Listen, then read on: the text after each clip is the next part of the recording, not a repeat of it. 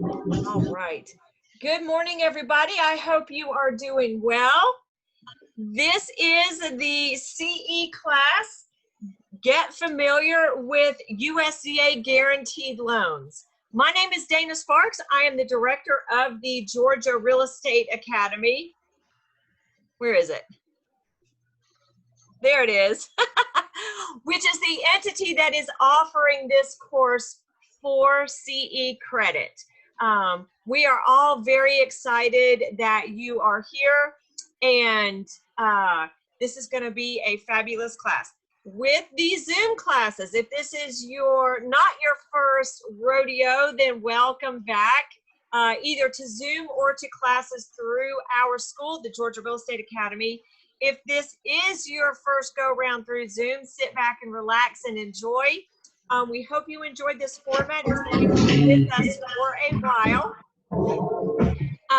CE credits will be posted within 3 to 5 business days, and we're not going to contact you after that. So you can log into Correct under your own login and check your CE credits, or your qualifying broker can also, I'm going to mute everybody again. Jay, you're going to have to unmute yourself again.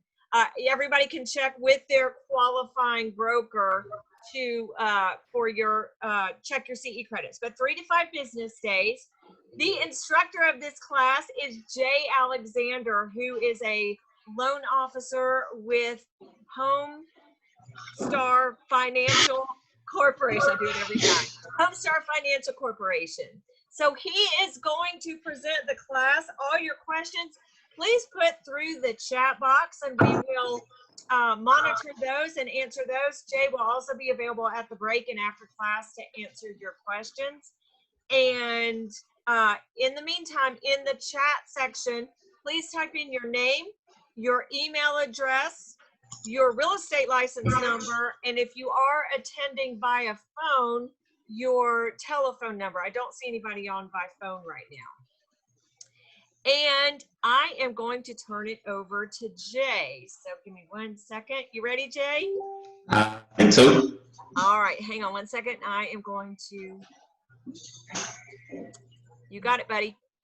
All right. Well, good morning, everybody. Thank you for the introduction, Dana. Like you said, my name is Jay.Alexander. I'm a loan officer with Homestar. And we're all still trying to get used to this whole COVID world where we do virtual meetings, I think, instead of real life meetings. But hopefully we've worked out most of the technical issues and glitches. Guys, occasionally throughout this class, it might, with internet connections and things like that, it may get scratchy, or you may lose some connection, or it starts to get jittery or whatever. If you'll put a comment in the chat box, where I try to monitor that throughout the whole class. Sometimes, if it's on your end, it might be jittery for just a second and come back. But if it's on my end, it's pretty easy to tell, because it's not 1 or 2 people. It's, 500 people texting saying, hey, we're losing you. And then I know to kind of pause or wait until it looks like we've got a connection back. So just help me with that. Also, to make sure everybody's good, I think everybody's got their name and email address and stuff like that on the chat box. But real quick, maybe put in here, let's see, what's a good polling question today? What's one sport you're really concerned we're going to miss out on if this COVID-19 keeps continuing? How about we go with that? So for a lot of people, it might be your favorite sport or whatever, but what are you worried about missing out on sports-wise? Yes, football, I figured that'd be the big one. They're talking about canceling college football right now. And I miss being able to go to baseball games. It's great to watch them on TV, but I miss being at the actual field. So none of them. I like it. Not sports fans, some of us. I get it. No problem, guys. Well, good deal. Well, again, I appreciate it. I'm going to go ahead and see if I can share my correct screen here. This class specifically is a class where when I'm in person, I bounce around a lot between slides and internet and some different resources to get through the class. So bear with me as we're doing that and sharing screens. It might take some time to change it, but we'll make it work. We'll go ahead and get that shared right there. And everybody should be able to see. Does everybody see a screen that says, get familiar with USDA Guaranteed Loans? And I'm asking that like I can read it. I can't see the chat box right this second. Let me see if I can find that. Let's see. Jay, we can all see it. Yeah, sounds good. I'm trying to, I want to make sure I can see the chat so I can monitor that as we're talking. It will And overlay, I think. it's interesting because I'm doing it in presentation mode. It's like it won't, I think it's taking precedent. Let me see. 1 second. Okay, there we go. Found it. Perfect. All right, good deal. So we're gonna get started here. So this is the USDA class. Quick intro about me. I've been in the mortgage business over 14 years now. It's hard to believe. I'm a Georgia Tech grad. I have a chemical and biomolecular engineering degree. I always tell real estate agents, out of every loan officer you talk to, what that means is I can size a chemical reactor better than all of them. Don't really know how that helps you in the mortgage business, but it's certainly true. There are not a whole lot of chemical engineers in this business. I do run the music at my church. I coach my kids' baseball team. And you know everything there is to know about me. That's pretty much my whole life wrapped up in one slide. Stay pretty busy doing those few things right there. Like I said, today we're going to be talking about the USDA loan. It's through the USDA Rural Development. It's the Rural Development Loan. It's managed through USDA. Yes, the same people that grade your beef at the grocery store and the supermarket. They're the ones that offer this mortgage program. They like to refer to it as your 101% finance option. So we'll talk about that and talk about what that means as we go through the class. USDA and Homestar, we work together hand in hand. In case you didn't know, and we'll kind of talk about this as we get a little bit more in the class. Homestar, by far, we are the biggest USDA lender in the state of Georgia. And we do something on the order of 4 times more than the next biggest USDA lender in the state of Georgia. USDA loans are really what built the company. Our company owner, Wes Hunt, he was a loan or a real estate agent many years ago. And he learned about this loan program and he couldn't find a mortgage company that he felt like really knew it or was good at it. So he decided to start his own. And that was years and years ago, and that is what is Homestar today. So truly, we were built to do USDA loans. Real quick, as we're talking about this program, don't confuse this with USDA direct loans. The information on their website, you have to be very specific to make sure you're looking at guaranteed loans versus direct loans. Kind of like the name implies, a direct loan is where a customer would go directly to USDA. So they go directly to their office and get a USDA mortgage loan, and they're the ones that manage it. It's an entirely different program, entirely different set of rules. And more importantly, what's tough about that is you're getting your loan from the same people that work for, people that are worried about, harvesting crops and grading beef. So they're not going to be the best people to talk to or figure out mortgage loans. So the direct loan can be really difficult to close. I don't know anyone who's actually closed one. I do know it's out there. I know people do close them and get these loans, but that's not what we're talking about today. We're talking about the guaranteed loan, where we as the mortgage company do the loan, and then USDA simply guarantees that loan program or guarantees that loan file to make sure we get paid back. Also, as we go through the class, I'm going to do my best to explain the difference between guidelines and overlays, okay? This is true with any loan program, with any company you use. I remember a couple years ago, I had a real estate agent talking to me, and she said, well, I've got this customer, but they want to go conventional, but they can't do that because they're getting a gift. And I was like, what do you mean? And she's like, well, you can't get a gift on a conventional loan. And I was like, well, who said that? And long story short, the lender that she had spoken with that explained that to her, it was a correct statement for the company she worked for. They did not allow gifts on conventional loans. But that's not a rule. There's not a rule or a guideline that says you can't get a gift. That was simply an overlay for that specific loan company. So what I'm going to do is I'm going to do my best as we're talking about things to explain what is a guideline from USDA that shouldn't change no matter who the lender is, and then specific overlays and things we see that are pretty common that even though they're overlays and some lenders won't do that, sometimes we can get exceptions, or sometimes other lenders will have some flexibilities that perhaps certain lenders don't. So just be aware of that. Also, guys, as we're going through the class, anything you see or have questions about, please put it in the chat box. I've got 3 screens running right here, and I do my best to monitor that chat box, so where we're answering your questions and making sure you're getting the information that you need and would like to get out of this class. So moving along here, let's talk about the very beginning. What is a USDA loan? How did it come to be about? Years and years ago, when this loan program came out, the loan program was specifically designed to bridge the gap between government lending and private lending in rural areas.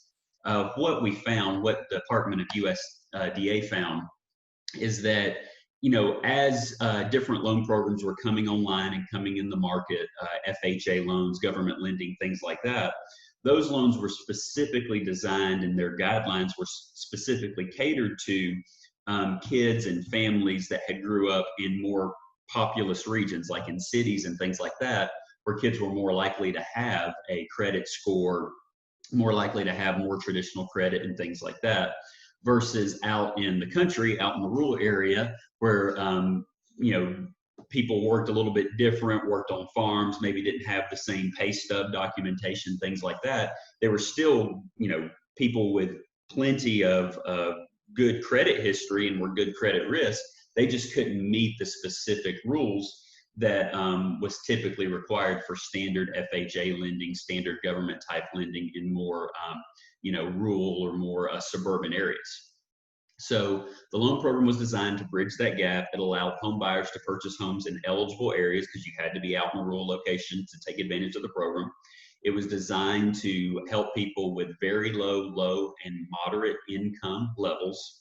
And they noticed this emerging market demographic of home buyers with limited traditional credit histories, but they typically had non-traditional credit established, where they had, you know, either made payments on a you know, a truck or a farm vehicle, made payments on different livestock, things like that. That's literally how this loan program started. Now, and Dana, I don't know, I'm getting this writing on the screen here. I don't think that's me, but maybe it is. I don't know if there's like a Zoom control. You have controls. So if you, up at the top, you'll see bounce where the master controls are. You'll see annotate. Yep. Click on the eraser button and then move your mouse over the scritchy scratchies and they'll go away. Got it. That's cool. And now I can draw. Bingo. That's me drawing. Sweet. Fun stuff. All right. Moving along here. So, so that's how USDA started. Now, okay, that's how it started, but now with USDA, it's obviously more from way back when it launched till now. Now it's 101% loan option. There's still some things that apply based off what we did before. The home has to be in an eligible area. There are income limits that apply. Customers have to have an acceptable depth of credit that can be traditional or non-traditional. And guys, when we say traditional or non-traditional, what we mean there is a traditional trade line would be a customer that has a credit card or a car payment through a traditional finance company or a traditional finance avenue. Non-traditional credit would be where we go and verify payment history that doesn't show up on a credit report. It could be something like making payments or a buy here, pay here type situation on a car. It could also be things like cell phone bills, insurance payments, things like that. Any type of monthly obligation that we can use to justify an individual will be a good credit risk. The best way I can give you to explain a USDA loan in terms of traditional financing is it's really a conventional loan with an FHA appraisal, meaning we're going to mirror closer to conventional loan program guidelines and income requirements and rules like that. But then the appraisal or the inspection for the property more mimics an FHA appraisal, where we have to meet HUD minimum standards or government minimum standards for the property that's being purchased. USDA loans have very cheap funding fees. We're talking about 1% upfront. FHA is going to be 1.75% upfront. And then their annual fee, or what basically is the factor to calculate their monthly fee, is 0.35%. FHA is going to be 0.85%. So if we're comparing USDA to FHA, USDA is going to be quite a bit cheaper. Some advantages about USDA financing is it is 100% financing. We can lend up to 100% of the value of the home, and that is based on the appraised value of the home, not necessarily the sales price. And that's really, really helpful at times, and we'll talk about that and talk about what that means. Like I said, there is just a 1% funding fee. The low monthly fee is very helpful. USDA has no loan limit, so there's no maximum loan amount on a USDA loan. However, there is an income limit and there is a debt to income ratio rule. Okay, so even though there's no limit, you've got to think if you can only make so much income and only so much of that income can be applied towards your monthly outgo, then somewhere built into those parameters, there is a loan limit, but they don't have an actual raw limit or a published amount that they won't lend above like FHA or conventional loans do. Allowable repairs can be financed into the loan up to $10,000. The appraisal has to support this, but this is really helpful in today's market where it's definitely a seller's market. I think we can all agree with that. And you have situations where sellers aren't interested in repairing properties or can't, maybe don't have the funds or the wherewithal to fix up issues in a property. If there's certain required repairs on the appraisal, we can actually finance those repairs. Customers don't have to bring cash to the table to do it. And that can be really helpful. And again, I've got whole slides on this in a little bit where we'll go into more details as to how that works. Let's see here. Allowable appliances can be financed into the home on USDA loans. Closing costs, prepaid expenses, all this can be financed. We can include this in the loan. There's no minimum cash contribution. I've had customers put $1,000 earnest money down on USDA, come to the closing table and get their $1,000 in earnest money back at the closing table. There's no minimum contribution they have to bring to the table. Unlimited gifts are allowed. We can get up to 6% seller paid closing costs. For most applicants, no reserves are required, and we have very flexible credit guidelines.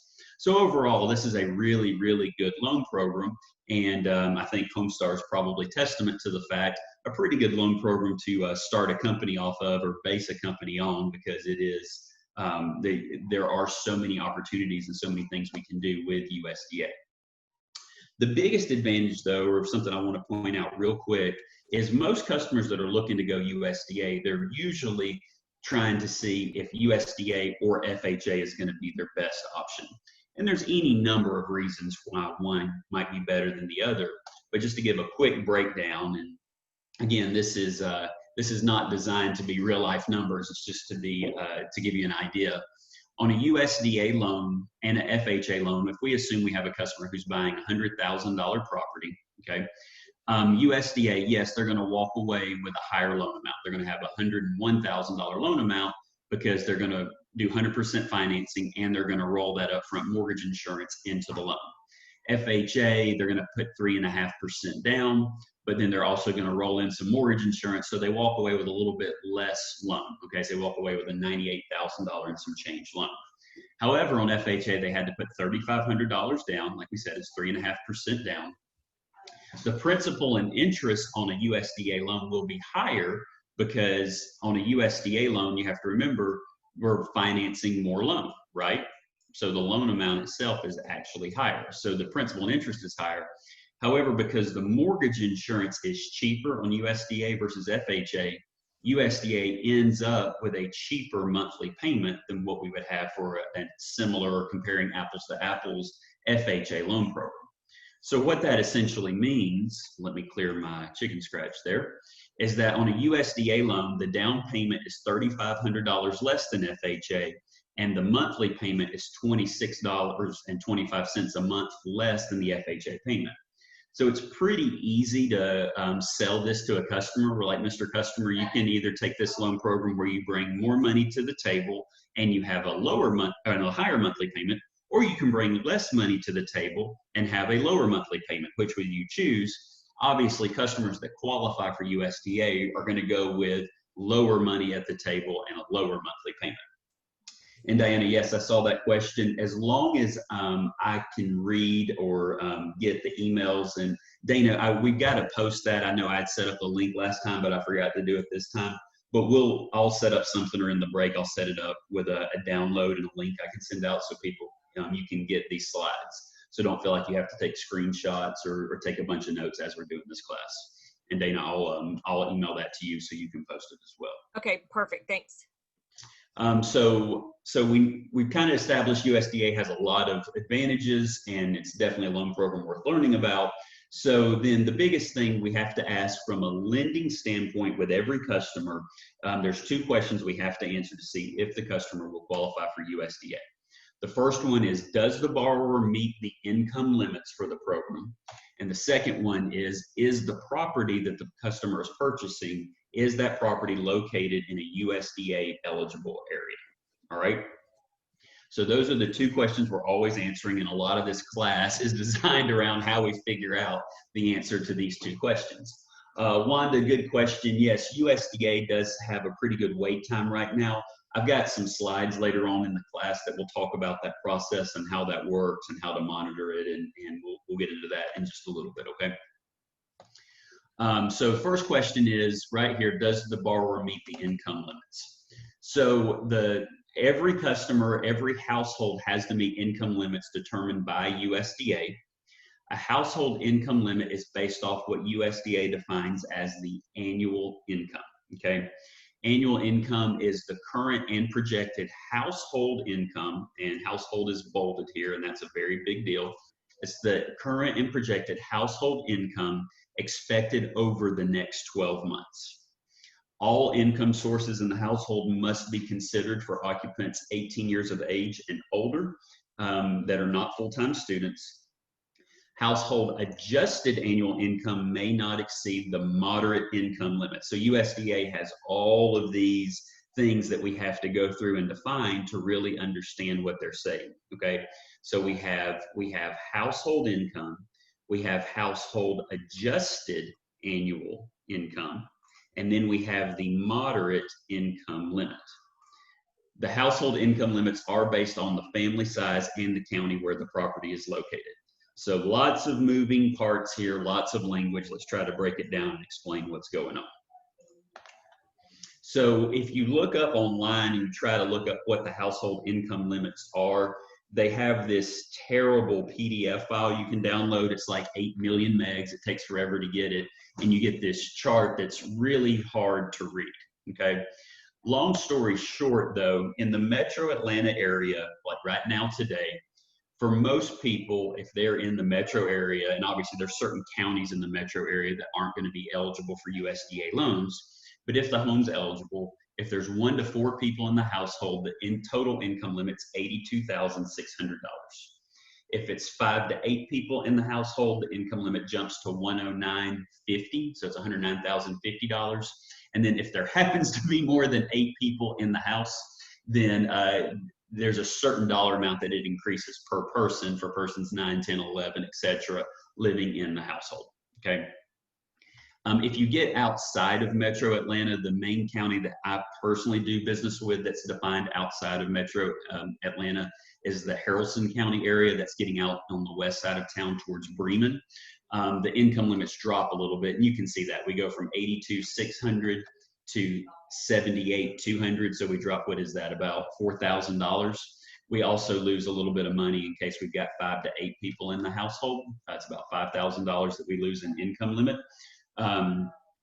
But just know that, you know, I've had situations where customers, if they're looking in USDA eligible areas, they may be looking right on certain county lines where, you know, there may be a difference in the income limit between, say, Carroll County and Haralson County, or going down south between, you know, Noonan County and one county south of that. So it's just something we have to watch out for. Ms. Blunt, I guess, good question. Yes, not only do we have a list of counties that are eligible, but I'm going to show you here in a minute the website you can go to look up specific properties and see if they're eligible. So when we're calculating this annual income, so now we know what the income limit is based off where the customer is purchasing a house. The question is, how do we calculate the income? Just know that when we're doing an income limit calculation, it is extremely aggressive, okay? And that annual income, the income that we're looking at for a customer to see if they're below the income limit, is always greater than the repayment income. So there's times where a customer, yeah, the actual amount of money I'm used to qualify them for the loan and debt to income ratios and stuff like that, the repayment income, that is always going to be less than the income USDA is considering for their income limits. And a great example of this, and I've got it down here at the bottom, bonus overtime child support. If we have a customer who receives child support, and let's say that child is 17 years old, we know that child support typically shuts off when that child turns 18 years old, right? So a 17-year-old child, because that income is not going to continue for a further 3 years, I cannot count that income as repayment income to qualify for the loan. However, remember, we defined before that USDA says that annual income, where was it back here, is income expected over the next 12 months. So if we have a 16, 17-year-old child and over the next 12 months, they're going to get income from child support, then even though I can't use that to qualify them for the loan, I do use that in their income limit to see if they're over the income limit for a USDA loan. Make sense? So things like that, if a customer gets bonus income, but they don't have a history of receiving it, if the customer just started getting overtime, say they work in an industry like, I don't know, mask delivery or mask manufacturing, and they're working overtime, but they never worked overtime before, I may not have a 2-year history where I can use that as repayment income, but if I see it on pay stubs, I absolutely have to count that income as part of the income limit to make sure they're underneath those income limit numbers that, again, are going to vary based off whatever, county and how many people are in the household. Okay. So just know it's a very aggressive income calculation. Income sources that have to be considered in the income limits are standard income, such as wages, Social Security, child support, etc. Spousal income, unless they've lived apart for 3 months. This is something that's relatively new to USDA. What was happening is really clever loan officers would get an application and realize that they could qualify a customer with just, say, the husband's income, but because the wife worked or because the wife worked part-time, that extra income from the spouse increased the income of the household, and now they were over the income limit. And remember, we pointed out before that it's the household income. It doesn't matter who's on the loan. It doesn't matter what the repayment income is to qualify for the loan. If someone lives in the house and they draw income, we count that income against the income limit. That includes spouses that work. That includes if grandmother lives with our family and she draws a Social Security check. Any and all income streams have to be considered. So what people would do is they would say, oh, well, you and your Mr. Customer, you're over the income limit, but you're over the income limit because your wife works. Y'all are separated, right? Like, didn't y'all just get separated a few minutes ago? And then take the application as if only one person lives in the household. So USDA kind of wised up to that, and they said that, well, you can do that, but you can only do that if you can prove that they've been separated and our spouse or couple has lived apart for 3 months. And we're typically verifying that with driver's licenses or, utility bills, statements, things of that nature. So we do have to count spousal income. Something that is kind of a weird way of thinking, but we have to remember it on USDA loans, is if a customer has more than $5,000 in any bank account, we have to do an interest calculation on that money, even if it's in an account that doesn't technically draw interest. USDA has a specific number we have to use. I want to say right now it's 3.5%. I don't know who in the world right now is earning 3.5% on their checking or savings accounts, but that's just the loan program rules. So we consider that as income. We used to have to count income from foster children, families that would foster children, bring in foster children and receive monthly income from the state for that. They did finally eliminate that from the guidelines, which I think is wonderful. I think it's really bad to have to penalize people for this loan program if they're getting money trying to take care of children, but that's something they just changed. Income sources that are not included in the income limits are income above $480 a year for full-time students. This isn't spouse or head of household. This is children, 18, 19, 20-year-old kids that are going to college that work a full-time job, kids in high school that are in high school, but they work a part-time job. We count their income up to $480, which ends up being, what's that, like $40 a month or something like that. Outside of that, we don't have to count it. I don't know why they have that number, but just be aware that that's what it is for full-time students. We do not include income from government assistance, such as Section 8 vouchers or SNAP, that's food stamps, things of that nature. We now do not include income from foster children. And then I put this in here just because I thought it was kind of funny. When you read the guidelines, they have all this stuff we don't count, but it gets real specific. Any allowance paid under this U.S. Section 1805 for a child suffering from spina bifida who is a child of the Vietnam veteran, if we have that customer, we don't have to count that income. Payments from the Indian Claims Commission to the Confederated Tribes and Bands of the Yakima Indian Nation or Apache Tribe of the Mescalero Reservation. Again, I don't think we actually have these customers, guys. It's more a matter of proving, it's a reminder that this is a government loan. It's got government language in it. It's got government rules and stipulations and bullet points. So just know there's going to be some silly things that we have to deal with or work through when we're doing USDA loans. We have the same kind of stuff when we're doing VA loans, FHA loans, things of that nature. But just know that remember, these are programs that are, at the end of the day, they're governed by Congress, and you have different rules and bullet points and specific groups or lobbyist groups that want to get certain things in here, and that can make it kind of tough to get through all the guidelines and all the different rules to be aware of. So again, we're not trying to give you the full inside and out of USDA. We just want to make sure you know what you need to get these types of loans, get the people in these loan programs that qualify for it, and to make sure that we get these files to the closing table when we have it, okay? When we're looking up income eligibility, the best way to see what the income limits are and how it works is to just check it out online. The website to remember today, if you walked away today with one thing, it would be to type this in your web browser and save it as a favorite if you plan on doing any of these loan programs. isitrule.com. I'm going to change my screen share here to go to my browser, and let's see if we can make this work. Bingo, there we go. So hopefully everybody can see my Google page right this second.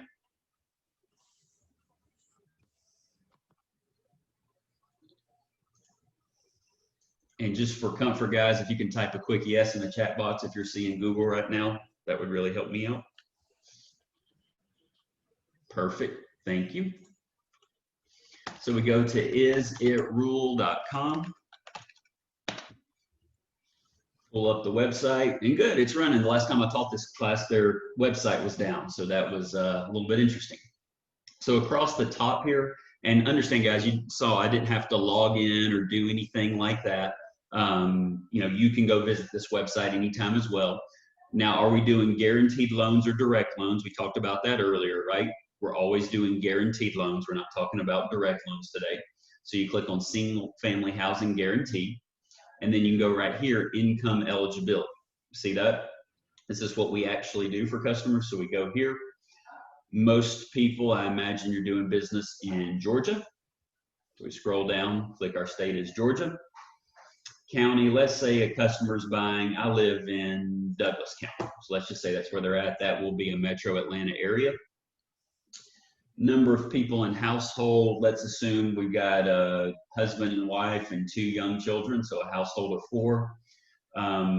Number of residents under 18 years of age, full-time students, etc. Let's assume we've got 2 of them. Can I increase the screen size, Courtney? That's a great question. No, I cannot. I'm sorry. You may want to follow along if you want to pull up your own browser, but I don't have a good way to do that. So we put that in here. We ask these other questions. These questions can be important because they affect income limit, but it's not going to apply in this scenario that we're doing right here. We click next. Yes, ma'am. Jay, if you go to the top of your computer where those little 3 dots are. Yep. Click on that. Uh-huh. And you can increase the screen size. At the very top, like where the URL is. Yep. Oh, over here? Yes, oh, you're sir. saying like just to zoom in? Yep. Does that help? Much. Yeah, it's easier to read. Okay, if cool. you're on a smaller screen. Cool. So yeah, so we typed in 4 people in the household, 2 are children. We click next, and then it pulls up this chart right here where we actually put in the customer's income, right? So let's assume right now that our applicant, say we're doing the loan just in the husband's name. Let's say he makes $60,000 a year. That's $5,000 a month. If that's all the income that we have, then we click finish. Computer will run, and it will tell us right here the applicant is eligible for the Guaranteed Rural Housing Loan Program. So it does the calculation for us. It shows us what the income limits are. And actually, guys, I apologize. My slides are a little outdated. They've increased the income limits from when I looked at this last. It also shows you what the income limit is for the direct program, but don't get lost in that. Remember, that's not the program we're looking at. It's the Guaranteed Loan Program that we're interested in right here. All right, so it'll say eligible. Now, if we go back and let's say our person makes a little bit more money, let's see, let me grab a calculator and do some quick math here. Let's say he got a raise, or he's working more overtime now or something like that, and now he makes about $8,200 a month. Well, then the system's smart enough to tell us, okay, he's ineligible for this loan program because his annual income is now over the income limit. And it'll even tell us that he exceeds the income limit by $2,300 for the year. All right. If we go back one more time, though, and the reason I like this website is not so much to do this calculation, but it's to show you some other places where we can gain income or perhaps get a customer to qualify that otherwise wouldn't. Is up here, it'll ask us, for instance, we've got a question here about annual child care expenses. And remember, if we go back one more screen, they had questions here about applicants 62 and older, disabled persons living in the household, et cetera, et cetera. These are good reminders, I think, for a loan officer and good things to just kind of know as a real estate agent, especially if you have a customer who's close or just barely above the income limit to qualify. Customers that have child care expenses, say that husband and wife both work and they pay daycare and it's $400 a month, right? Well, 400 times 12, that's an extra $4,800 a year in child care expenses. Well, remember, this customer was over the income limit, but now when I put child care expenses in the file, click finish, now we're eligible again. Makes sense? Because child care expenses are deductible. We're allowed to deduct that from the income. And remember, at the very beginning, we said we're not really interested in the annual household income. We're interested in the annual adjusted household income. So there's certain things that we can subtract. There's certain things that we have to add to the adjusted annual income. And it speaks back to that slide I had before talking about children with spina bifida from Vietnam veterans or people from certain Indian reservations or whatever. There's a lot of rules and a lot of different things written into this loan program that are more the result, I think, of lobbyists versus the result of just like, do we want, an income limit or not? So just know that, just be aware, if we have customers that are really, really close or really, really tight on the income limit, we're going to do everything we can to come up with every deduction to get these people to qualify. So not only does USDA have a pretty aggressive income limit, it also has some pretty aggressive or some pretty detailed things that we can do to try to get people who are borderline into the program as well. But to do that, you have to make sure you're working with a lender, working with someone that knows this, knows some of the ins and outs and tricks of the trade to get people qualified for this loan program, okay? So let's go back here and see if I can reshare my PowerPoint slide. There we go. Any questions on that, guys? How we're looking at income limits and calculating annual income or anything like that? So just remember, always throw it in the chat box for me.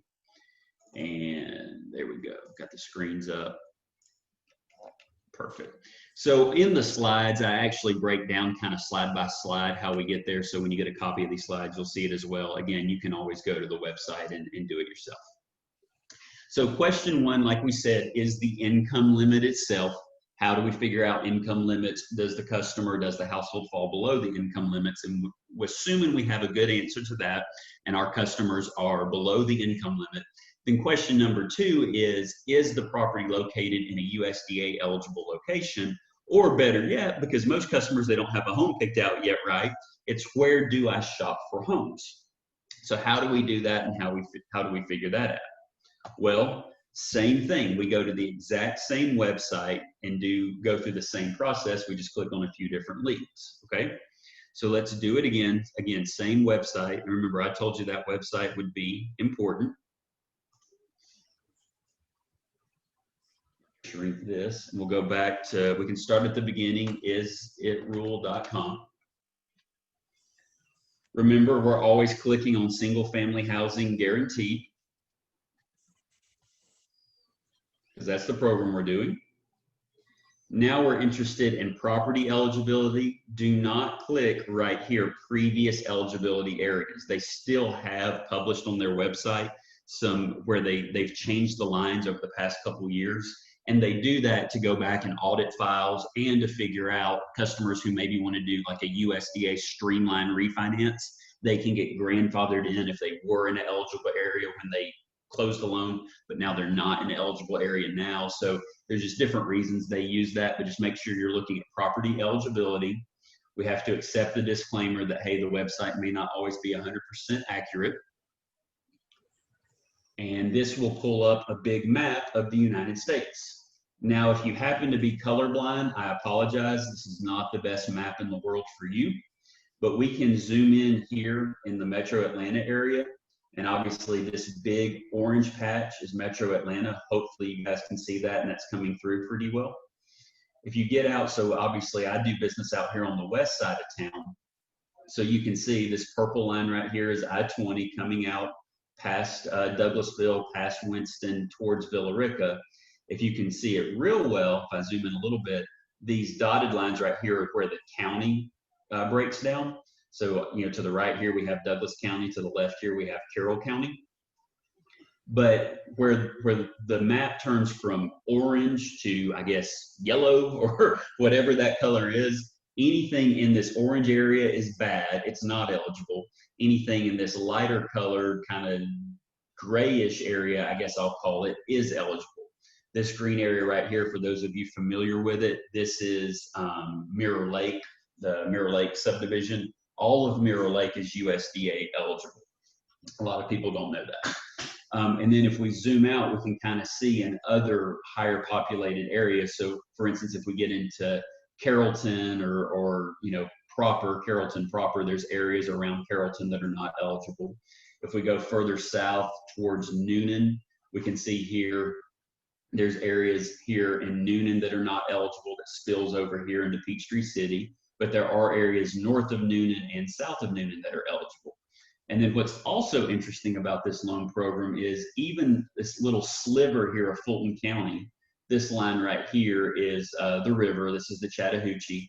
In between the South Fulton area, Chattahoochee River into Palmetto, there's this little sliver here, Chattahoochee Hills area of South Fulton, that is eligible for USDA financing. Guys, there are tons of homes in this area, tons of new construction. A lot of stuff went on in this area and in South Douglas. People that had, they were attracting people with that needed quick access to Hartsfield-Jackson Airport, built lots of new subdivisions. There are dozens and dozens and dozens of people who were eligible for USDA financing who could have done 100% financing that ended up going with a different loan program because they didn't know about it. Or what's infinitely worse is there's lots of people who didn't buy a house and maybe right now are not buying a house because they're being told they have to have 3.5% or 5% down to do some other loan program when they're actually looking in USDA eligible areas. Or they're right here on the line at Cedar Grove Road, and if they buy on the subdivision on the right-hand side of the road, they need a down payment. But if they buy over here on the left-hand side of the road, they would be able to do 100% financing. So again, just knowing this, having this as a bullet in your gun, so to speak, or just knowing that it's something out there, it absolutely can help you and bring some new clientele your direction. There's no doubt about it. But now you know how to look it up. So we know how to at least zoom in and kind of see where the lines are, see where the roads are. Now, if you have a specific address, though, instead of just zooming in on the map, you can actually type the address up here in the box. And what I usually do in the live classes, you can put this in the chat box. Does anyone have a listing you're interested in or a specific home that you want to see if it happens to be USDA eligible? Give it a minute, see if we get something in the chat box we can try and do like a live example here.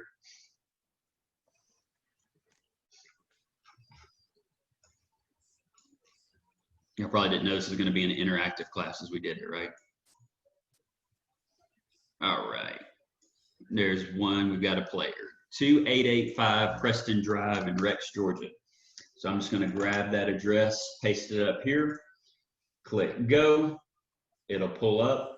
And unfortunately, Chiquita, I'm sorry. No, that's not. And one thing that the website is good about, even though the colors aren't great, is they're real good about telling you in bright, bold red that this address is not located in the eligible area.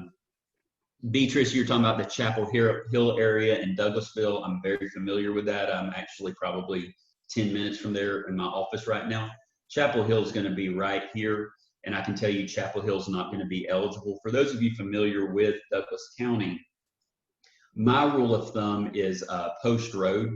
You don't really have to get all the way to Post Road, but pretty close. If you come out I-20, this exit right here is the Post Road exit. So pretty much get off Post Road, turn left. You're going to be usually rolling into a USDA eligible area. Once you get out there, anything kind of Highway 5 in is not going to work. If you go south on Highway 5 far enough, that's the next big exit on I-20 for those of you not familiar with it. My rule of thumb for Highway 5 is you have to get to the Dog River. So once you get down south past of the Dog River on Highway 5, that's right here. Let me zoom in.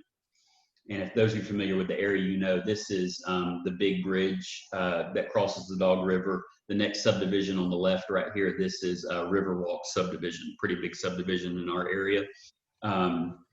That whole subdivision is eligible. Now it's all $500,000 homes, and most people are not going to qualify from an income standpoint. But just know that that's where the line is in Douglas County. Just to kind of zoom out and give you an idea of how this works, if we go north, nothing in Cobb County is eligible, nothing in DeKalb County is eligible, nothing in Rockmart County is eligible, okay? If you go north, you can see right here, there are some areas around Lake Allatoona towards like Woodstock and things like that that are eligible. This is once we cross over. If you see the lines here, they draw them right at Cherokee County, heading 75 north towards Cartersville. If we go around the north side of town, kind of straight north, you got to get pretty far outside of, going north of the Alpharetta areas and things like that to become eligible, up 575. And on the east side of town, northeast side of town, there's actually still areas, believe it or not, eligible around Lake Lanier. Now, we all know if you're right on the lake, you're probably going to be outside of the income limit to qualify for those houses. But that's where the lines are up here towards Gainesville. I want to say there's some pockets in Gainesville once we get outside of North Gainesville that are eligible. But again, guys, remember, you've got access to this website, right? So you can take these addresses. Courtney, let's grab yours, and McDonough. I don't think anything in Henry County is eligible, so I don't think that's going to work. I know nothing in Clayton County is eligible. McDonough, Georgia. Ooh, I couldn't find it. Did I type it in wrong? Try this again.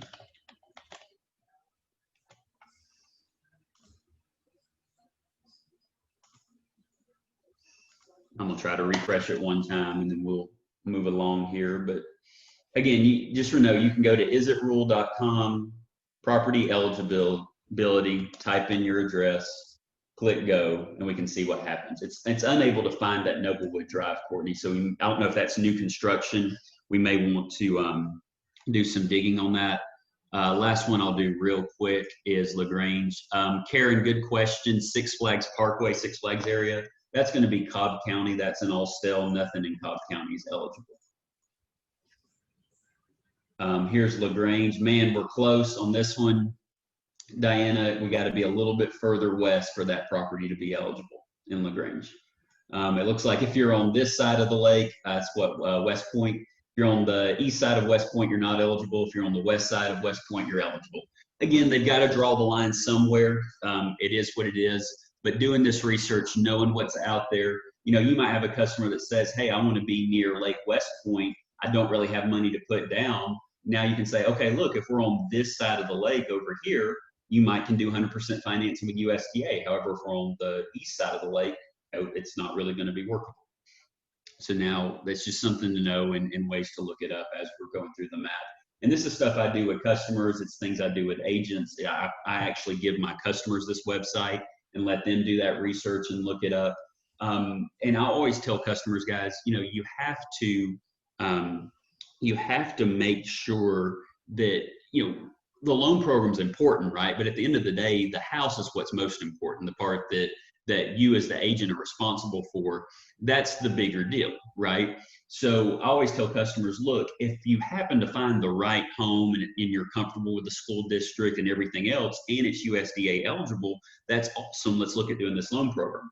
But don't buy a worse house or don't buy a house in an area you're uncomfortable with to try to save 3.5% down. Let's go scare up the down payment somewhere or look at doing a down payment assistance program or something like that. Makes sense? So just know that you know, we don't like to take people, you know, one program or another just based off, or one house or another just based off the loan program. But it is good to have this data so customers might be able to real quickly, you know, if they're looking at 2 or 3 different houses, go, oh, well, this one works great and it happens to be USDA eligible, you know, let's go with that. So let's see if we have any other questions here. I think we're good. Good question. Jacks, Banks, Habersham, White counties. Guys, again, I don't pretend to be like an expert in Georgia geography or where every county is located. Again, I know the west side of town pretty well because I live out here. Again, your best thing to do is just to search it, get on this website and check it out. You can, and sometimes it's better just to take like the 1,000-foot view because you can see the orange areas and see areas where you're going to find pockets of ineligibility. For instance, around Carrollton, around LaGrange, around Griffin, around Macon. Something to know that this is fairly recent. When I say fairly recent, in the last couple of years, the lines used to go all the way past Social Circle here and encompassed all of Covington. But they went back and looked at their data and decided they didn't like it. They draw these lines based off population, and all of Covington is now eligible. So there's a whole bunch of populated area here and a whole bunch of houses here on the east side of town that used to be ineligible for USDA financing that now is eligible. So if you happen to do business on that side of town, once you get past Rockdale County and Conyers out towards Covington, you come into an eligible area pretty quickly. The equivalent of that is on the west side of town. Years before that, this is probably about 8 or 9 years ago, all of Villa Rica used to be labeled as an ineligible area, and they went through and redrew the lines and have now made that eligible. And what we think right now, because it's such a political mess and it's a fiasco anytime they try to change these lines, we think the lines that we have right now are pretty established. Covington was like the last gasp out here in the metro Atlanta area as far as getting that area included in the eligibility area. But for instance, if you're familiar with or know this area down here and where Clayton and Henry County come together, Lovejoy, Hampton, down into Griffin, this is a very populated area in Georgia, in my opinion. And I would say there's probably some other areas around here that aren't as populated as this area is right here, but it's still eligible, and I don't see these lines changing anytime soon because, again, it's political, right? You have Board of Realtors and Mortgage Bankers Association and everybody else saying that, hey, no, we need this loan program here to help these people. So again, my gut feeling is that the lines we have are the lines and they won't change anytime soon. Sure, as I say that, I'll be emailing Dana next week with some new guidance from USDA where they're changing these lines, but that's kind of my gut feeling on it. So anyway, any questions on that, guys? We're going to move along here. Let me shrink that so I can get to my right screen here on my computer. Again, on the slides, we kind of show you how it works, but we've already done it live with the screen. Let me go and share the correct information here. There. All right, back to the slides. So like I said, the slides will show you, kind of a breakdown of how it works. And but just know, again, at the end of the day, orange is bad. That's what we're trying to avoid to make sure we're in an eligible area. And give me a second. Let me readjust my screens. Okay, so moving along here. So now we've talked about USDA and kind of the main questions we have to answer that are specific to USDA, right? The income limits and is the property located in an eligible area? Now the question becomes, okay, well, how do we actually close this loan, right? Like there's going to be, loan program rules and underwriting guidelines and standards just like we have for USDA or conventional. So let's kind of talk about more of the basics and the mechanics for how it works. So underwriting a USDA loan, the underwriting standards, USDA loans have an automated and a manual approval set up just like FHA and conventional loans have. Guys, if when I say that, if you don't know exactly what we mean when we're saying automated versus manual, I definitely recommend sitting through some of my other CE classes. I think this is really, really important for agents to know and to understand. But long story short, an automated approval is what I like to call the easy way to get a file approved. Automated approval is literally where we take the customer's information, loan application, how much money they make, their credit score, how much money they have in the bank, just the full picture of a loan application. We click a button, we run that through the computer, and the computer comes back and basically says yes or maybe. Computers don't really say no, they just say yes or maybe, okay? If we get a yes, then my process as a loan officer just became real easy.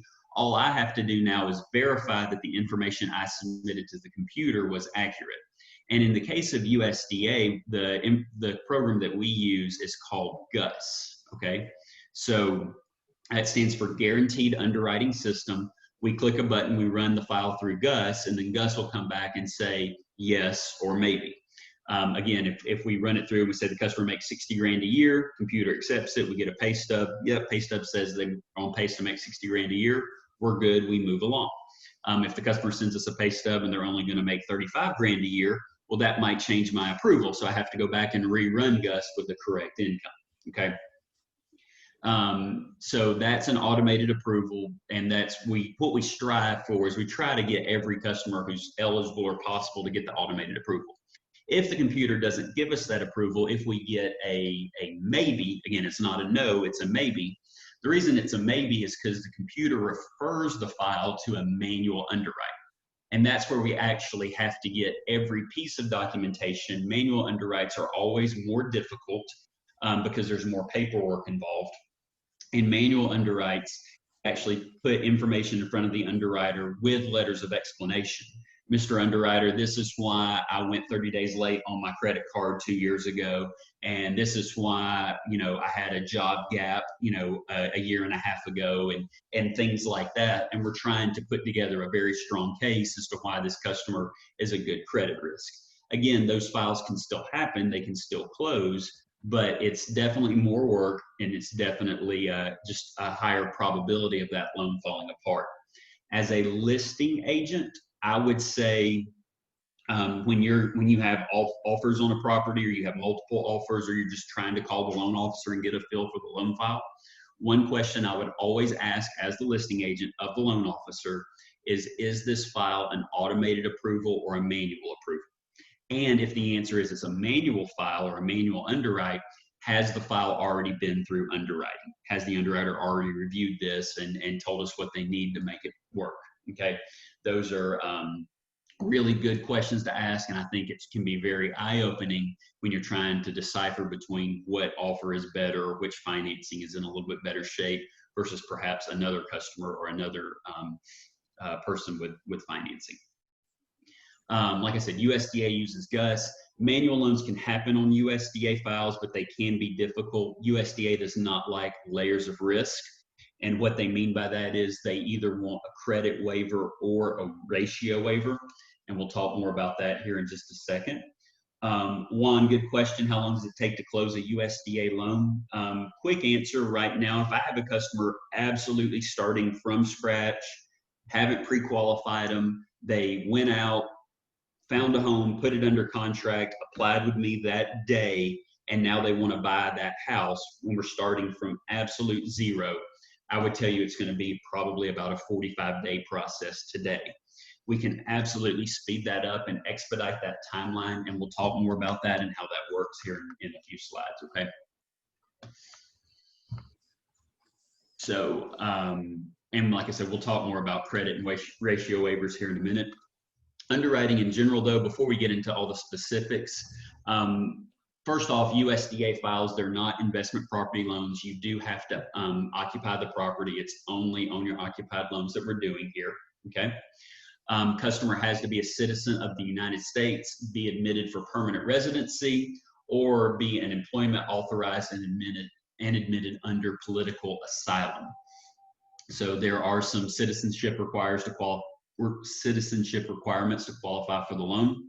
Non-occupant co-borrowers are not permitted, so USDA is not a solution if we have the scenario where a child wants to buy a property, but mom or dad who doesn't live with them wants to co-sign. That doesn't work. USDA does not have a first-time home buyer requirement, but they do have a rule that the customer cannot own adequate housing. And I put adequate in parentheses here, or in quotes here, I should say. We'll define what adequate housing means here in just a few slides, but just know that USDA doesn't want you to have adequate housing. Customers have to have adequate and dependable income, typically with a history of 24 months. So we're looking for 2 years of job history, very common with what we would look for with any other loan program. Something to watch out for on a USDA loan is what I call the conventional loan trap. You have to remember several slides ago, we said that USDA was originally designed to bridge the gap between bank, private financing and what was available in rural areas versus standard, city areas, right? So what they did years ago is they built into their loan programs that because they had limited amount of funds, that if a customer qualifies for conventional financing, then they are not eligible for USDA financing. Now, what they've done inside USDA guidelines, they've defined qualifying for conventional financing to mean if a customer has 20% down plus their closing costs and their debt to income ratio is below 28-36, meaning a 28 front, 36 back.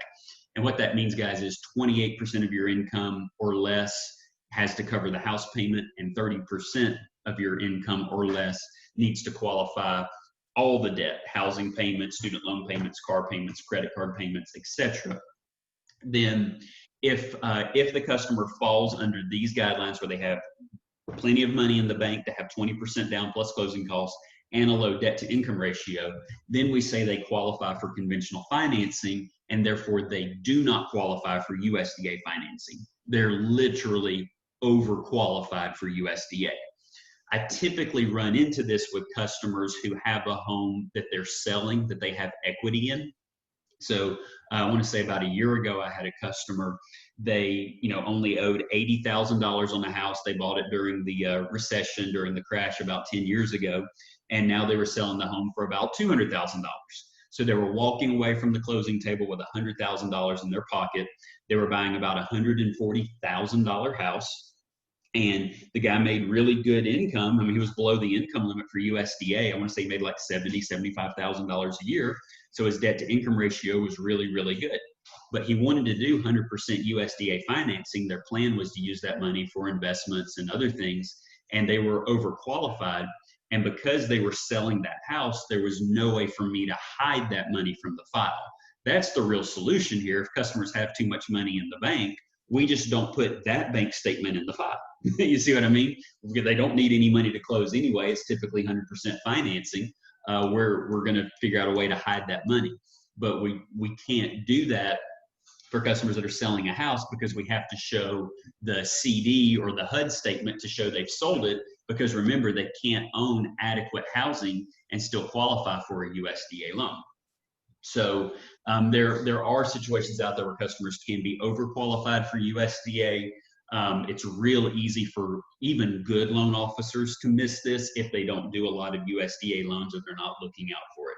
So just know that, or be aware it's possible to be overqualified for USDA. It's something a little bit weird and quirky. Good question. We asked, what's the minimum credit score for USDA? We'll talk more about that and actually use USDA's language here in a minute, because it's kind of funny. But long story short, the answer is really about a 620. You have to be 620 or higher typically to qualify for USDA. So again, underwriting, let's talk about the income for just a minute. Underwriting standards for income. Remember, we've already talked about annual income. That's the income that USDA uses and that we look at to make sure the customer is below the income limit for the loan program. However, when we're trying to qualify a customer to buy the house, we're not interested in annual income. We're interested in repayment income. Okay. And repayment income is, right here, that's the amount of income that we can actually use to qualify the customer. USDA's rule is they want 29-41 ratios. Okay. And to make that math easy, if a customer makes 10 grand a month, and again, most likely they can't make 10 grand a month because they're going to be over the income limit, but that helps make the math easy. If a customer makes 10 grand a month, and what that means is their housing payment can't be more than $2,900 a month, and their total debt load, housing payment, car payments, everything, etc., can't be more than $4,100 a month. That's what we mean by debt to income ratios. It's a percentage of the monthly income that the customer actually has. Okay. Anything outside of these ratios requires what's called a ratio waiver. Okay. So that means that USDA might accept ratios higher than 29-41, but now we have to have a ratio waiver. And you have to remember, USDA doesn't like giving out ratio waivers and credit waivers at the same time.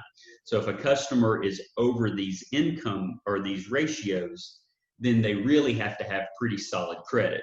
Otherwise, if their credit's kind of questionable, then we can get a credit waiver, but then we have to make sure we're below these debt to income ratios where we don't need a ratio waiver as well. All right. GUS, the underwriting system that we run the file through, it can issue a ratio waiver. If GUS gives us an accept finding, we assume that we have a ratio waiver on the file. Manually underwritten loans, if we don't have our GUS approval, like we talked about before, manual versus automated approval. If we're manually underwriting the file, we absolutely cap out at a max of 32-44 ratios. And we have to have compensating factors to do this. And I want to say on the next slide, we talk about the compensating factors. I think we'll get into that here in just a minute.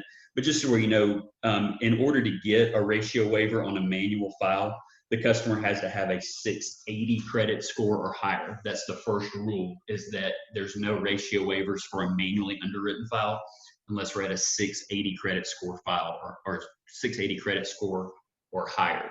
This is one reason right here on the screen why USDA loans sometimes may not be the best choice for customers if they're looking between USDA or FHA. Overall, USDA is a great program, but FHA is way more aggressive and way more flexible with how much a customer can qualify for, and with allowing higher debt to income ratios than what we can ever get approved on a USDA loan. Okay. So a lot of times for customers, it's like, hey, sometimes the conversations I have is, Mr. Customer, your income, you can go buy that $200,000 house you're looking for, but if you want to do 100% financing on USDA, you can only go to say 165,000 because USDA is going to be quite a bit tighter. And then the customer has to decide, do they want to come up with a down payment and buy more house, or just kind of shrink their budget, buy a little bit cheaper house, and be able to do that with 100% financing. Underwriting standards for income. For standard income, just job income, we're mainly looking for 2 years of job history. Again, very standard for any loan program. If a customer receives bonus, overtime, commissions, extra income, things like that, then we do want a 2-year history, a 2-year receipt of that income. And we usually average that income across 2 years. So we'll actually see how much the customer's made in bonus or overtime or commissions, and just average that over the last 24 months that they've received that income. Child support for USDA files require 12 months proof of receipt. Sometimes that can be challenging because even if the spouse or the ex-spouse, I guess, has paid child support for the last 12 months, there's usually always a scenario where it was deposited in the bank account, and then something messed up or someone changed bank accounts and the deposit didn't hit, so they went and paid them in cash, and it's hard to prove that they received cash. It's amazing how often that happens. But we can count child support. We just have to prove that it's been received for 12 months.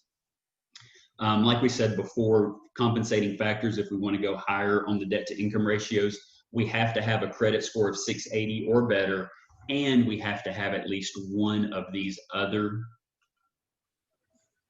things here. So you have to have this one to go higher debt to income ratios to get a ratio waiver. And then we have to have one of these, either a minimal increase in housing expenses, meaning that the rent, what the customer was paying versus what they're paying now, is no more than 5% increase. We have to have either that, 3 months of reserves after the loan closes, or a continuous 2-year employment with the current primary employer. USDA really likes it if you've been on the same, not just employed for 2 years, but on the same exact job for 2 years. Again, manual loans ratio waiver requires that 680 credit score in order to get it. Moving along here. When we're underwriting assets and reserves, this is a little bit different for USDA versus other loan programs. Every agent on here, you probably have a story with a loan file closing where the customer gets frustrated because the lender keeps coming back and saying, hey, they're asking me for another bank statement. The lender, I need a bank statement. I need a printout. I need one more. And it's like, why do you keep asking for the bank statement? Typically, the reason we're asking for that is we're trying to catch a bank statement where the customer just got paid. So they had a deposit go in, the account balance goes up, but we didn't have any bills or anything come out of that statement. So now it looks like they've got a little bit more money than they usually have or might on average have in that bank account. We do that a lot on FHA and conventional loans. We can't do that on USDA loans. Well, I say we can't, we can do it, but USDA, this is the only loan program where they specifically calculate reserves as the recent 2-month average balance, not the current balance, okay? So customers that say they get paid on the 1st and the 15th of every month, well, obviously they might have more money in their bank account on the 16th than they typically have in their bank account, which is usually around the 23rd or the 8th or something like that. USDA, we can't use the balance that's reported. We're looking at the average balance of the account. And yes, we actually have to do the math and see what the balance is at the end of every day and figure out the average balance. And what that does is it can deplete how much money the customer has or what we're trying to show that they have in their bank account. When we're looking at assets or reserves, gift funds, they can count towards money for down payment, but gift funds do not count as reserves. And having reserves can have a very big impact on our GUS findings or on our automated approval. Also, and again, this isn't the same with any other loan program, but specifically on USDA, if a customer has an overdraft or a non-sufficient funds charge on their bank account, then that instantly means that that customer has $0 in reserves. Doesn't matter what's in their bank account, doesn't matter what their average balance is. If that bank account went negative, we run the file with $0 in reserves. This is a big deal because reserves, a lot of times, like we said, it affects your loan approval, it affects your automated approval, it affects your GUS finding.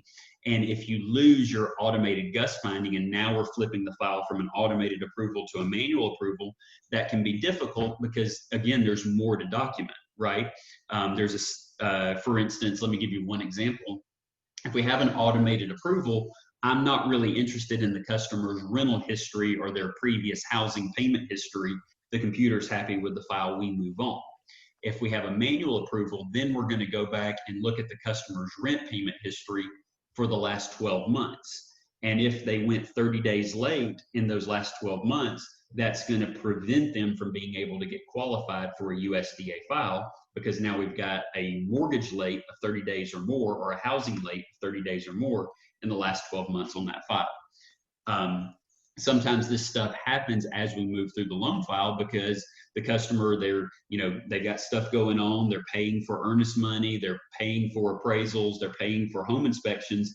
We get an updated bank statement and bingo, they've got an overdraft fee. And now it trickles downhill, right? We've got an overdraft. We have no reserves. Now that we have no reserves, maybe I lose my GUS finding. I lose my GUS finding. Now I'm a manual underwrite. Now I'm a manual underwrite. I have to verify rental history.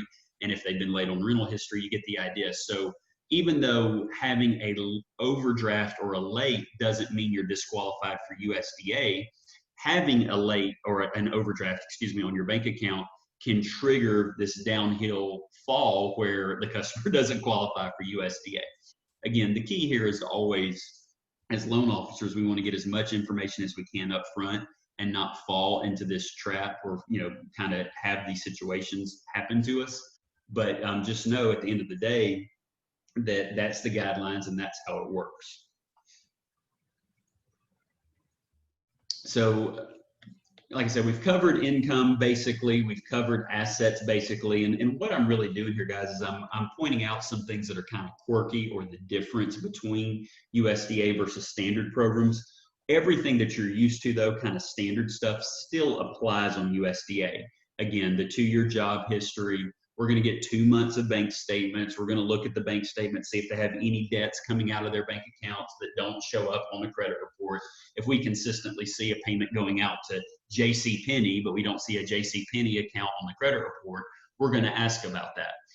It may be a card that's just in the wife's name. It's not on the husband who's going on the loan, so it doesn't show up on his credit report. That's perfectly fine. But just know that, all the standard stuff applies. The quirky stuff is the average balance for assets that we don't typically do. And again, the compensating factors and the rules like that for income are a little bit abnormal or kind of a higher threshold to hit than other files when we're trying to get compensating factors. When we get to credit on USDA loans, I love this statement from USDA. We had that question before from Juan. This is from their actual guidebook, from their information here. USDA does not have a minimum credit score.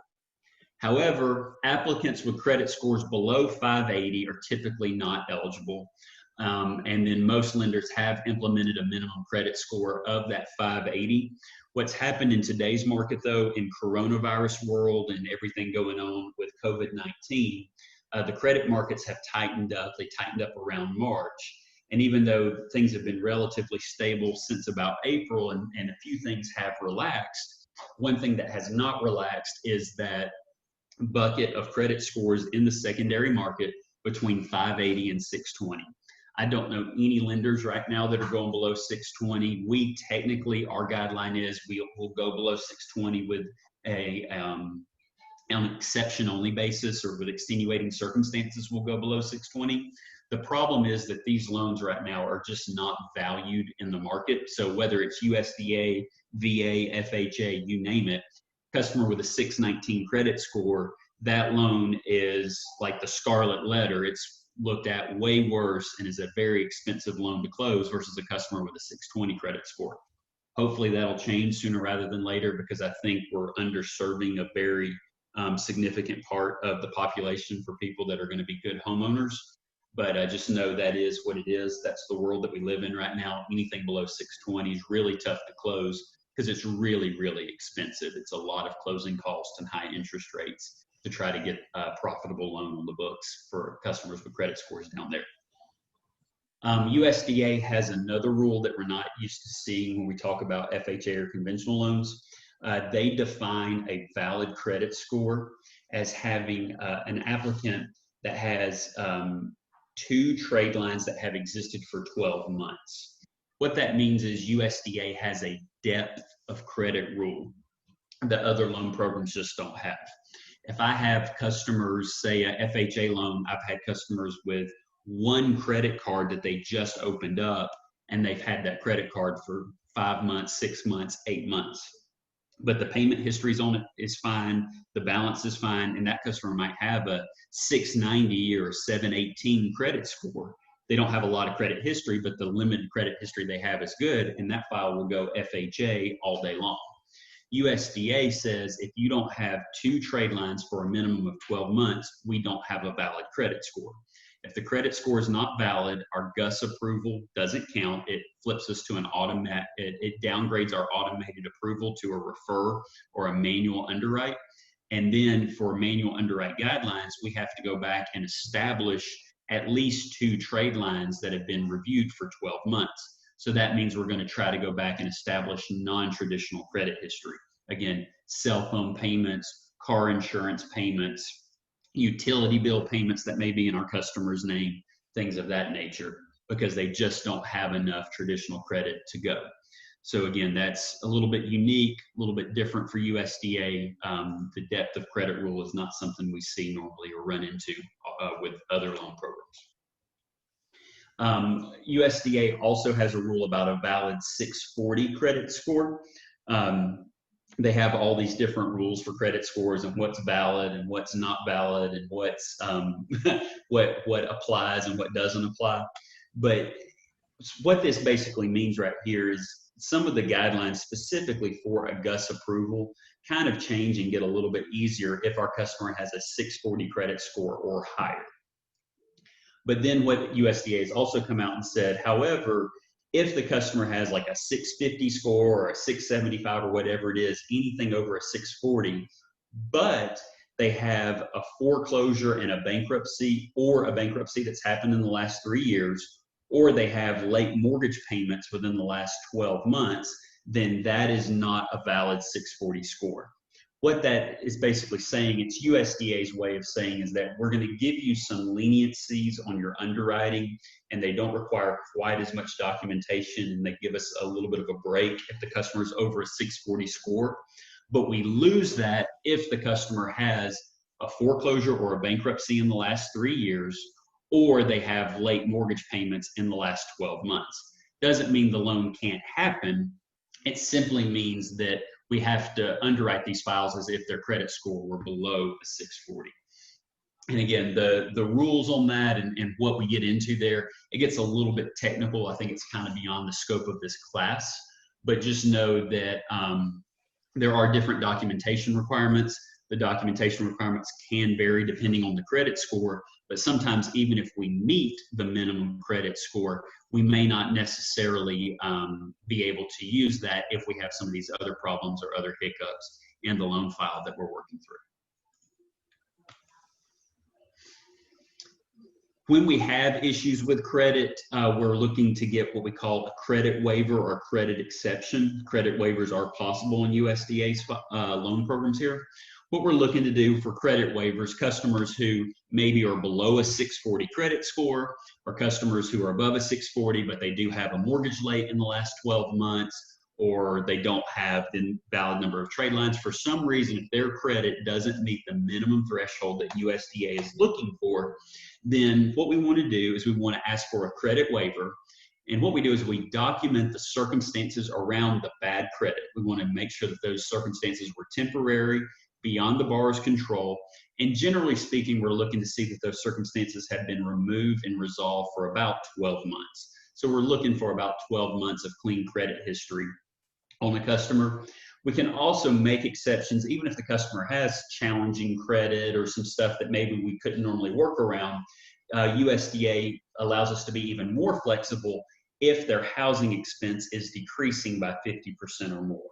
And if you think about it, that makes sense. If we have a customer that's paying $1,200, $1,300, $1,400 a month in rent, and their credit's borderline, it probably doesn't qualify, but it's just like an elderly couple or a single mom or something like that, and she just wants to buy a cheap little, $75,000, $80,000, one bed, one bath, or two bed, one bath house somewhere out in a rural location. Her housing payment's going to go from $1,400 a month to $700 a month. That's obviously going to be a boon to her economic situation. It's going to be very helpful. And USDA allows us quite a bit more flexibility for customers in that specific scenario. So if the house payment is going down, we can be pretty aggressive with what we're doing on a USDA loan. Clear that.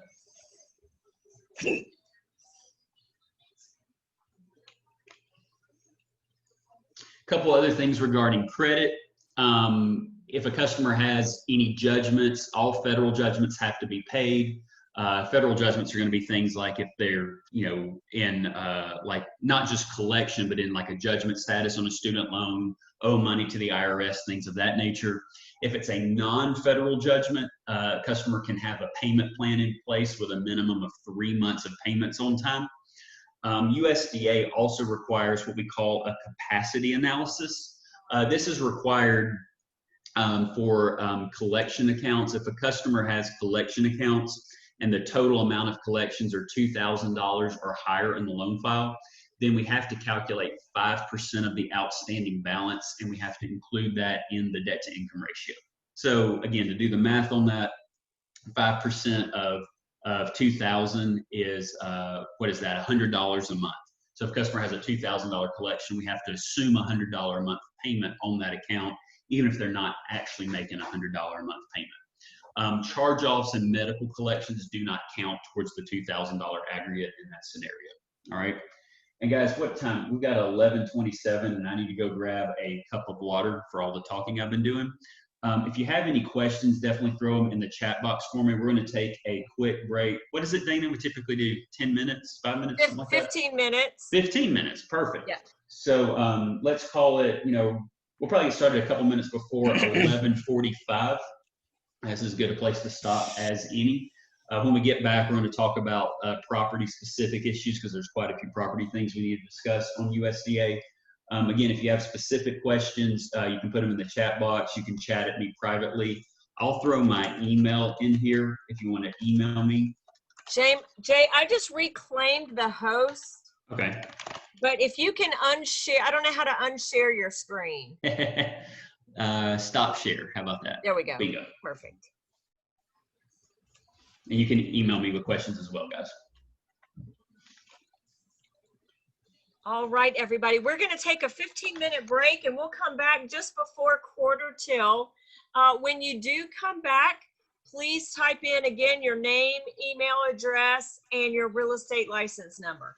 Jay's going to grab something to drink. Everybody else go grab something to drink, take a break just for a few minutes, and be back just before 1:45. And Jay will answer questions in the chat. If you want to type them in there when he comes back. Yeah, I'll be right back. I just got to grab some water. Turn your mute on, Jay. I will do it. From last time. Oh, that was really funny. There we go. All right. And I can answer questions about the CE class, not about USDA. Jay is the expert on that. But everyone take a break. I hope you are enjoying it. And again, when you come back, type in your name, email address. Jay is going to send me a handout that I will post, but he has not emailed it to me.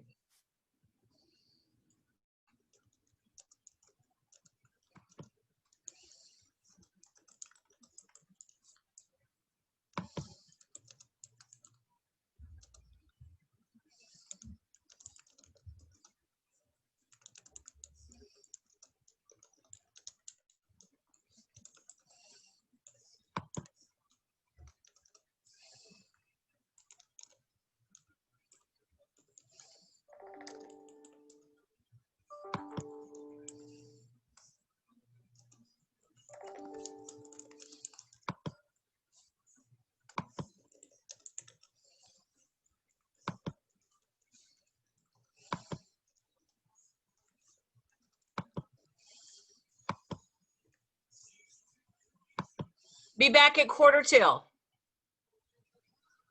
We'll ask him to talk more on student loan issues.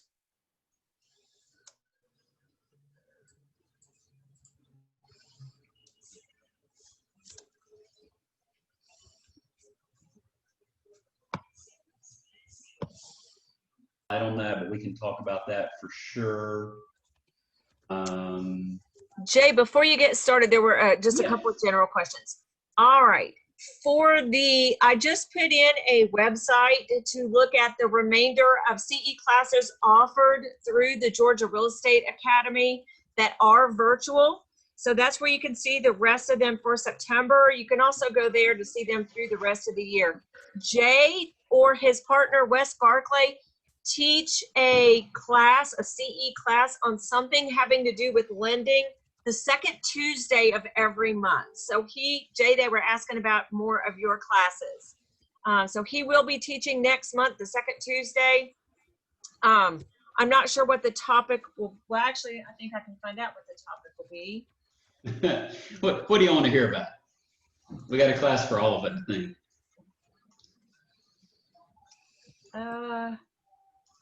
Yeah, I don't have you scheduled yet, Jay, so I don't remember what it is next. It's either VA or it might be back to FHA or Mortgages 101. I'm not sure. Sure. Unless you guys have a preference, what y'all want Jay to teach on next month. I think the FHA is a really good one. The Mortgage 101 is excellent for new agents and seasoned alike, because we kind of just sprinkle in general rules about just mortgages in general. I'd say this class is a little bit more specific, but yeah. Jay, also, if you'll email me the handout of the slides, I'm going to post them. And I think I can get a link together pretty quick. If you just email me the PDF, do you have it saved as a PDF? It's not as a PDF. It's a thing, and it might be quicker because I save everything for this in Dropbox. Okay. I can just grab that link where people can download it directly. Okay. That will work. Give me just a second. I'll post up.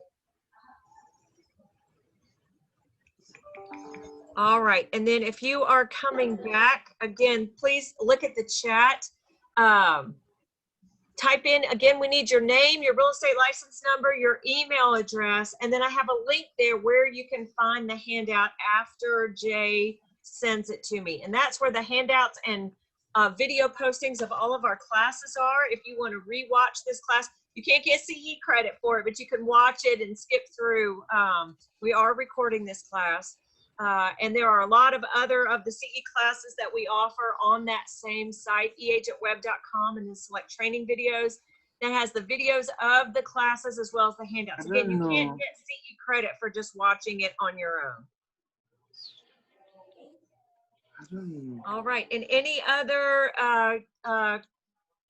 questions for Jay regarding USDA Guaranteed Loans? And guys, I just posted, if you go to tinyurl.com and then /USDA CE. So USDA CE, and I'll post that a couple more times, but that link, I didn't even test it. I probably should have. Let me click on it and make sure.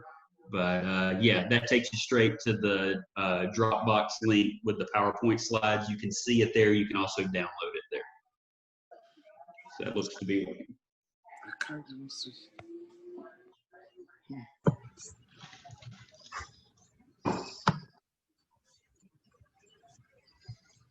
So there's that.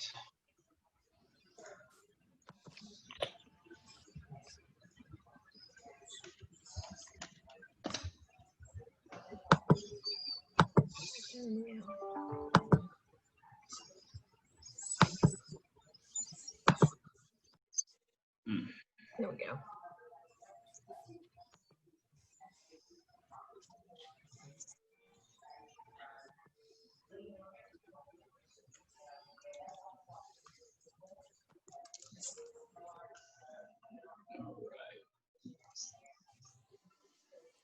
All right.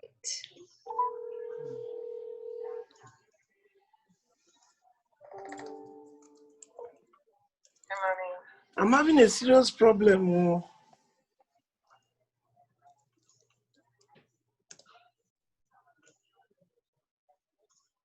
All right, Jay, I think the only question I've actually seen was about Student loans.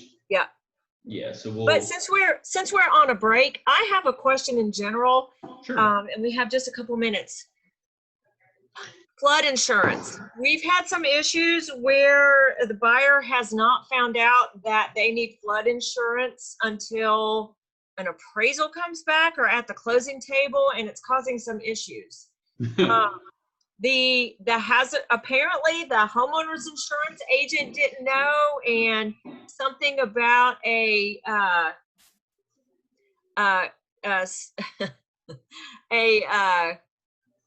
service, a certified copy or something like that. Isn't there a definitive FEMA map that shows the current flood zones? And why would not a hazard insurance agent be able to look that up and know during a buyer's due diligence? Good question. I don't think that's anything that an insurance company is going to look at or screen for initially ever. We pull flood certs pretty early in the process. Most lending companies do. It's something that should be called certainly before closing, but even before the appraisal, I would say, because the last thing we want a customer doing is paying for an appraisal if the home needs flood insurance, because I mean that can get really expensive, right? Flood insurance can be, several $1,000s annually. I mean, I've typically seen it $4,000, $6,000 a year, which is not insignificant in price. Well, and that's the issue we've had, is the buyer didn't find out until it was noted on the appraisal. Buyer terminated because regardless of the finances, he didn't want a house in a flood zone. Correct. And he lost his earnest money because he terminated outside of due diligence. The seller never disclosed it. The seller never had to pay flood insurance with his insurance. So the way we do it, there's flood eligibility maps that we pull. We pull a flood cert on every file, and if you pay attention, pretty much every file that has a loan, there's always like a flood determination or a flood cert fee. It's like $10 or $12.50 or something like that. So that's where we should find out if it's in a flood zone and if flood insurance is required. Appraisers typically pull that information as well, but again, we should know that prior to the appraisal. With that said, the best solution I have for that, one, for a lot of customers, I kind of wish I had that file, one, to get out in front of it, but number two, a lot of times, even though they don't want to buy a house in a floodplain, but sometimes just the cost of the flood insurance in and of itself may prevent the customer from qualifying. And then they potentially have and I don't pretend to be a contracts expert, but maybe there's a way to get a loan denial letter that's acceptable during the financing contingency period, because the cost of the flood insurance, messes up the customer's ability to qualify. So there's one thought there. The other thing that I'll throw in here on the chat box, anytime I run into a floodplain, this has saved my tail many times. Company is Neptune Flood, I think is what it is. Actually, I better check before I post that. Hold on one second.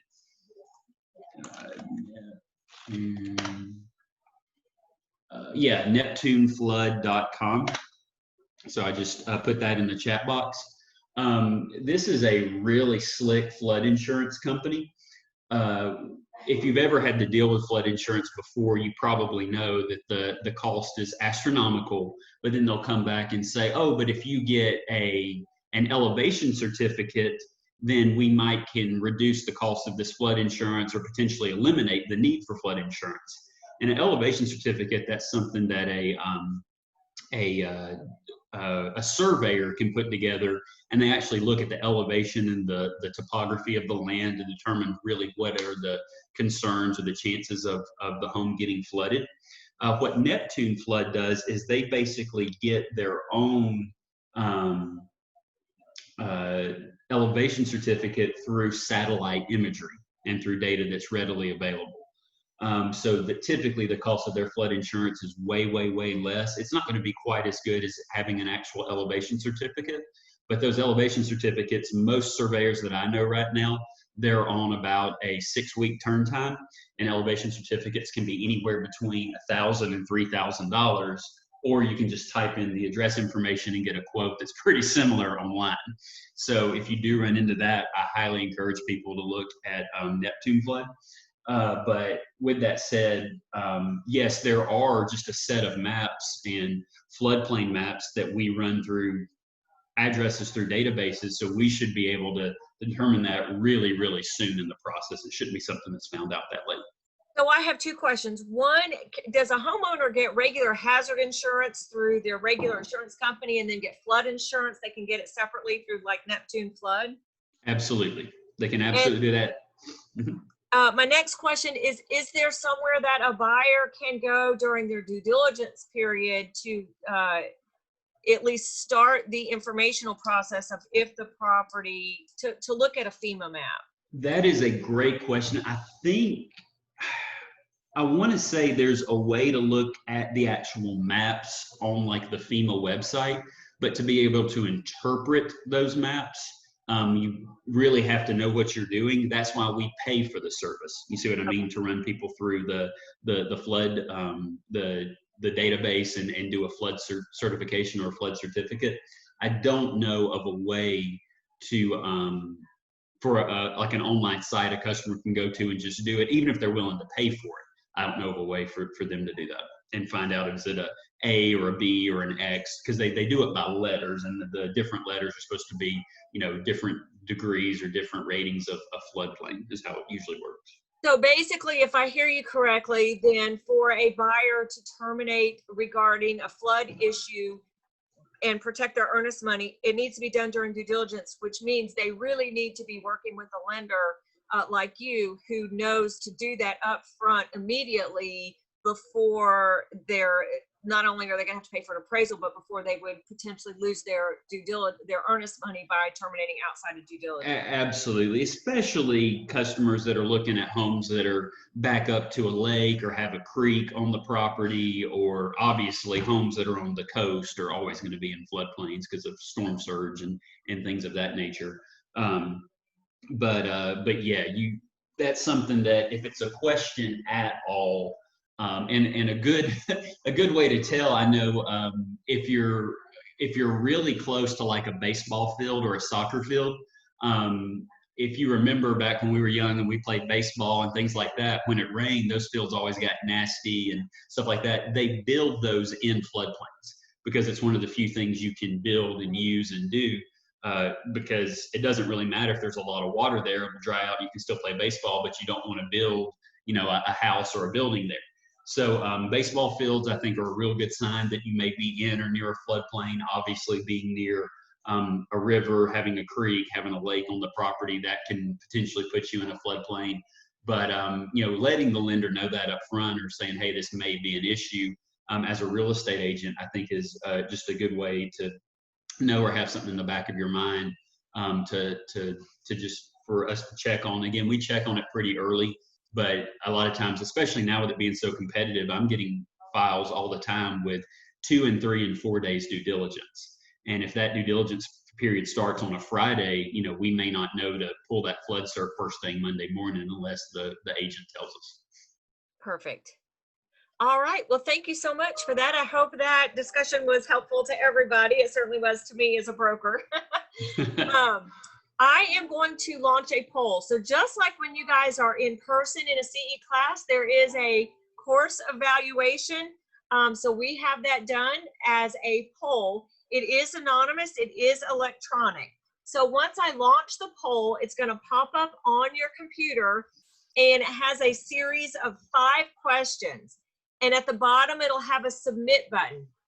The submit button will not be active until you actually answer all 5 questions. So you just scroll down and answer all 5 questions. Once I launch it, I'm going to leave it up through the end of the class. If you have any issues with it, don't worry. We have had some people that have technical problems with it. Don't worry. There's a little minus sign or a little X sign where you can get it out of the way of the screen. But I am going to go ahead and launch the poll now. And again, this is the CE course evaluation. and it is going to stay up through the end of the class. So you'll see on your screen, and again, you need to answer all 5 questions, and then that submit button will light up. And once you hit submit, it will, the poll will disappear from your screen. All right, and then I am going to mute everybody again and give the host back to Jay. And Jay, we are all enjoying this, so please continue on. Let me find you again and make you the host. To be honest, it's not the most interesting subject material in the planet. Certainly not as interesting as, you know, some of the chemical engineering stuff that I studied back years ago. Couple questions. So I know we had questions about student loans. I think I've got, again, a whole slide on that here in just a few. In fact, I need to look at maybe the next slide. Yeah, actually it is the next slide. So Beatrice, I'll slip you a $20 bill for that transition right there, making it real smooth later. I appreciate it. I did see a question come across asking about prepayment penalties. There is no prepayment penalty on USDA loans. There's really not a prepayment penalty on any loan program, any standard loan program right now that I'm aware of. Maybe if you have like what we call non-QM loans or bank statement loans, but for the most part, those aren't around right now at all. So I really don't know of any loan programs right now with prepayment penalties. What you do have, just to know or be aware, any loans that are real complicated here for just a second, any loans that are Ginnie Mae pooled loans, so those are your government loans, your FHA, VA, USDA loans, any loans that are Ginnie Mae pooled, there's rules now that those loans can't be refinanced until 6 months of payments have been made. So there, even though there's not a prepayment penalty, there is kind of a minimum time or a minimum time frame where the file has to exist and the customer has to make payments before they can go back and refinance it. And normally that's not a problem, but in the market we're in right now, rates have, you know, they're low and they seem to keep getting lower and lower. So there's actually an opportunity for people to buy a house and refinance a couple months later, or be in a house for several years and refinance and come back 3 months later and refinance again. So it's kind of a wild market from that standpoint. To kind of put some, you know, information with that, let me see. Let me share this real quick. So this is the NeptuneFloodWebsite.com. For those of you interested in flood insurance, you can type in the address information here, get a quick quote, and they do pretty good about it. But more importantly, let's look at this. This is a representation of mortgage-backed security market right now. For those of you not familiar with candle charts, green is good, that means price went up, so rates went down. Red is bad, means price went down, so rates went up. So green, rates went down, red, rates went up. Today, we're kind of having a rougher day in the market. Rates are moving the wrong direction on us today a little bit. But if you zoom out and look at like history over the last year, you can see pricing from where we were at a year ago. Then we had the insanity of the coronavirus. That's what all this crazy movement is here, which was just absolutely wild to watch and live through and be a part of, to where we kind of settled out, and then we've kind of improved twice and settled out again. We're truly in really low interest rate markets right now. And that's true for USDA loans or anything else. The last USDA loan I quoted, it was yesterday, I quoted 2.75 on a 30-year fixed rate mortgage.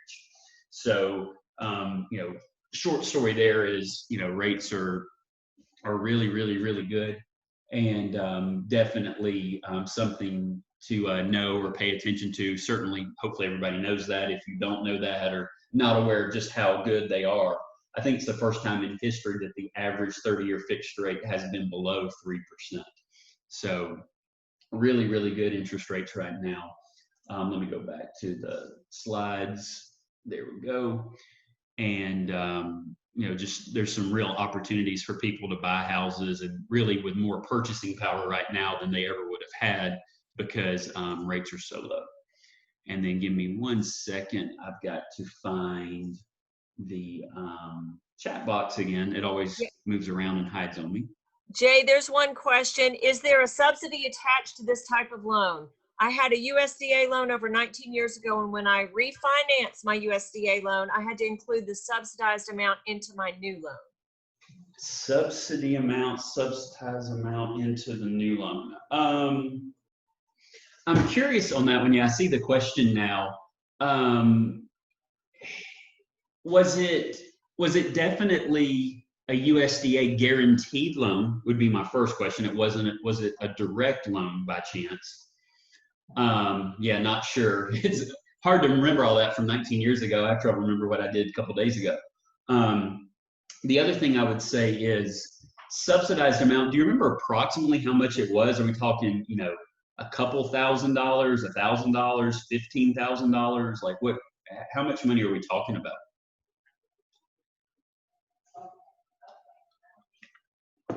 Okay, I do think I went directly through USDA, about $5,000. Yeah, that sounds right. That sounds more like a USDA direct loan, which again, I don't even pretend to know that loan program or how it works in any great detail. The biggest thing I know about USDA direct, at least today, again, the rules were probably entirely different 19 years ago. USDA direct, that loan program is specifically for low income households. And if you remember when we were doing the income numbers on the screen and stuff like that before, there were different income limits based off it being guaranteed or direct. And if you paid close attention, you would have caught that the direct loan, the direct income limit was way, way lower than the guaranteed limit. And they do offer a little bit more assistance, and there's just more available on that direct loan. So maybe that's what it was. But to answer your question, no, there's no subsidy. There's nothing that's given to you that has to be repaid on a traditional or more standard guaranteed USDA loan. There is going to be, if you refinance, so if you go from USDA to USDA, there is going to be another round of upfront mortgage insurance they collect. But again, for that, we're talking 1%. So a $200,000 loan, that's $2,000 that's rolled into the loan. But again, that's just the cost of business, just like you would have, about $3,700 in that same example that would be rolled in on an FHA loan. So good question, but no, there's not any subsidy. There's not anything extra that has to be done or repaid or anything like that when you close USDA. And I've got the chat screen now back up, guys. So certainly if you have any questions, just throw it in there. I'll do my best to monitor it as we get through and finish up this course. So we had the question about student loans. Like we said, student loans, students, I need to correct, that's a typo, I apologize. Student loans must be counted in the DTI. And actually, they just came out with guidance on this literally a couple weeks ago, and I did not update my slide. But it's no longer 1%. It's now actually 0.5%. So USDA does not allow us on student loans to count any type of income-based repayment plan or a graduated payment plan or an interest only or adjustable. The payment that we count absolutely has to be a fixed payment that will not increase. And if we don't know what that payment is, or like right now because of coronavirus, every single student loan is in deferment. For student loans in deferment, we calculate 0.5% of the outstanding balance against the customer. So a customer with $100,000 in student loans, that would be a $500 a month payment that we would count against them to qualify, even if they're not making a payment. And yes, in case anyone's wondering, $100,000 in student loans, I see that all the time. I pull at least one credit report every week where a customer has 100,000 or more in student loans. And I've already met my quota this week. I've already seen one. So just know that they're out there. It's a problem. It's something that we have to pay attention to on every loan program. But USDA, I'll update the slide. And since the slides, guys, since it connects to Dropbox as I make updates, not only will you see the slides as of today, but even a year from now, it'll be the same file and I just update these slides. So you'll see new information and information change on these slides anytime you check on it. So it's kind of like a running update and running guideline update that you can use as a resource. Obviously, you can always call us with any questions as well. Kind of wrapping up the credit talk here on USDA. USDA is relatively flexible for major derogatory credit. These are things like, foreclosures, bankruptcies, stuff like that. The rule for USDA is they do want to be 3 years outside of foreclosure, 3 years outside of a Chapter 7 bankruptcy. However, we can go 1 year outside of both of these with extenuating circumstances. USDA is a lot more flexible on Chapter 7 bankruptcies with 1 year outside versus foreclosures. They typically want 3 months on foreclosures. Applicants with a short sale, their guidelines read almost exactly the same on a short sale as it does for FHA, which basically says if they've paid their mortgage on time and then they have a short sale, they're eligible the next day. But if they went late before the short sale, they have to wait 3 years. It's really hard to get a short sale approved unless you've been late, so it's kind of a joke of a guideline, but that's the way it's written and that's what they do. Good question, Aretha. What about a Chapter 13? The rule in a Chapter 13 is that, for those of you who don't know, a Chapter 13 bankruptcy is where the customer is actually making payments on the debt. They have a payment plan approved by the court and they're making payments on it. As long as those payments have been made on time and the customer's made 12 months of on-time payments, we can actually do a USDA loan while the customer's actively inside a Chapter 13 bankruptcy. So the waiting period is 12 months from the filing date, assuming their payments have been made timely. They typically have always been made timely because if they miss payments on a Chapter 13 bankruptcy, the bankruptcy gets dismissed anyway. But the waiting period is essentially 1 year. And then we do have to count that payment against the customer. Obviously, if they're paying $400 or $500 or $800 a month in their bankruptcy payment, we want to include that in their debt to income ratio. Also, we have to get trustee or court approval for that customer to purchase a house. Normally on USDA loans, we can get that court approval on a Chapter 13 bankruptcy. The biggest reasons that we see we don't get Chapter 13 approval is on like an FHA loan when the customer has to put a down payment down, because the court will look at it and say, well, Mr. Customer, does this loan program require a down payment? You know, yes, Your Honor, it does. Well, the down payment's $7,000 on a $200,000 loan. And they'll say, hey, well, don't do that. Pay that $7,000 towards this bankruptcy and pay your other debt off first, and then you can go buy a house. So we typically run into that on FHA loans. For USDA and VA loans, though, a lot of times we get court approval, especially if the payment's staying relatively the same or going down, because they're not putting any money down and their loan, their financial situation's improving. Score requirements for that, it's the same as any standard USDA loan. Right now, you're going to be 620 or higher. We get a little bit of reprieve or a little bit better way of looking at the file if we're over a 640, but we really want to be 620 or better right now. All right, USDA property and related topics, guys. If you do a bunch of USDA loans, or even if you're not doing USDA loans, if you sell properties in rural locations, you're going to come across a lot of normal standard homes that are just normal and not anything special. And then you're going to come across lots of unique properties that can get real interesting when it comes time to finance it. So I want to speak to a few different things and things I've actually ran into in my career. The first thing to know with USDA loan program guidelines directly is that the home has to be what we call adequate. If you remember a couple hours ago, it feels like now, several slides ago, we talked about USDA said that the borrower cannot own adequate housing. So the home that they're purchasing has to be adequate, okay? We see a lot of unique properties in rural areas. USDA tries to accommodate as best as possible, but they only want to lend on an actual residence, okay? Adequate housing defined, USDA determines that a property is adequate if the property is structurally sound, functionally adequate, dwellings financed must provide decent, safe, and sanitary housing, and the home must meet Department of HUD's minimum property requirements, or HUD's NPR, okay? A first-time home buyer, remember we said you don't have to be a first-time home buyer, but we did say you cannot own adequate housing, okay? Adequate housing in that case, so if we have a customer who has a really long commute, say they own a home in Gainesville somewhere, but their job transferred them and now they work in LaGrange, well, that commute, I want to say there's the rules like either 45 miles or 40 miles, I forget what it is. But if the commute is longer than that, then that home's no longer considered adequate, and they can absolutely buy another house while they still own that house that's, outside that radius. If the house they own is in poor condition, if the house they own doesn't have enough bedrooms to fulfill or to fit the family size. And the way USDA looks at family size is 2 kids per bedroom as long as they are the same sex. So if you have 2 boys and 2 girls in a 3-bedroom house, that's adequate housing.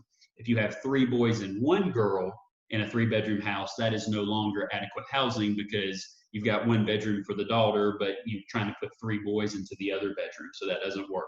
Don't really know why that's the rule, but that's how they do it.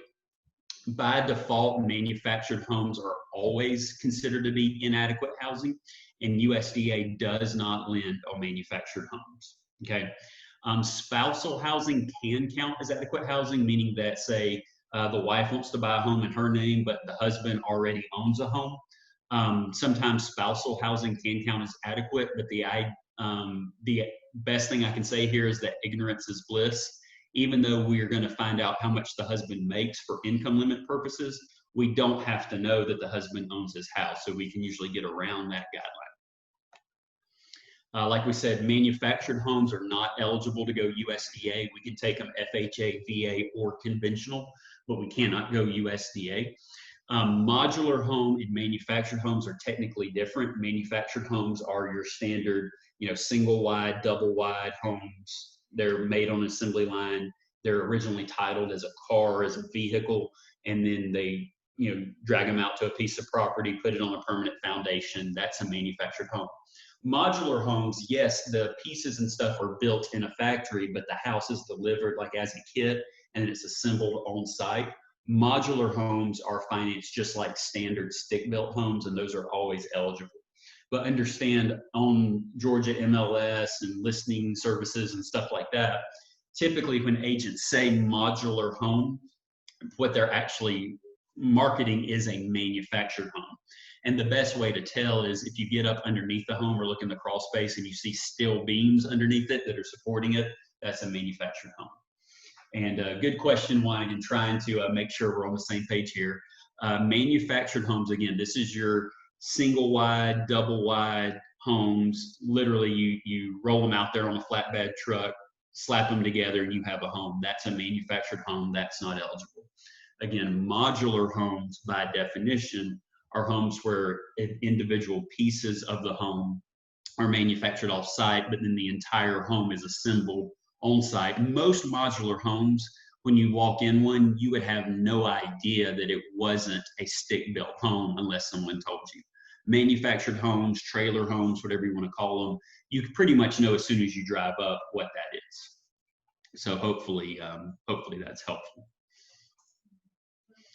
Condos are eligible for USDA financing. I find this comical because everybody knows you see all kinds of condominium complexes in rural locations. Probably not. But technically, if the condo meets acceptable project standards for Fannie Mae or Freddie Mac, then it's considered to be acceptable to USDA. But again, I have never lent on a rural condo. I don't know of any rural condos that exist. I can't imagine there being a big tract of land in a rural location that someone's able to zone it as high density lending to, or high density zoning to be able to build a whole bunch of condos in one area. I don't imagine a world where that happens, but I guess it does because it's in the guidelines.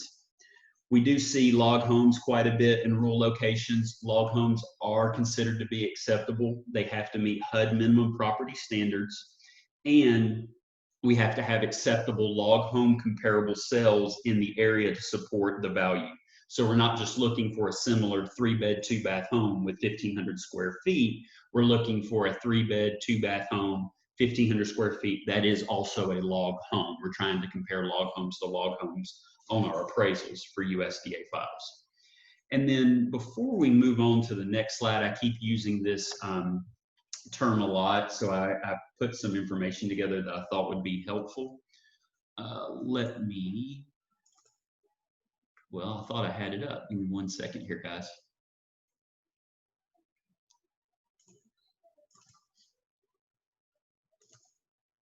And what I'll do is I'll put this in the course material as well so we can link to it. And we'll get that out. But I put together just some quick information on HUD minimum standards and what that means. Let's see here. Of course, it's not pulling up. There we go.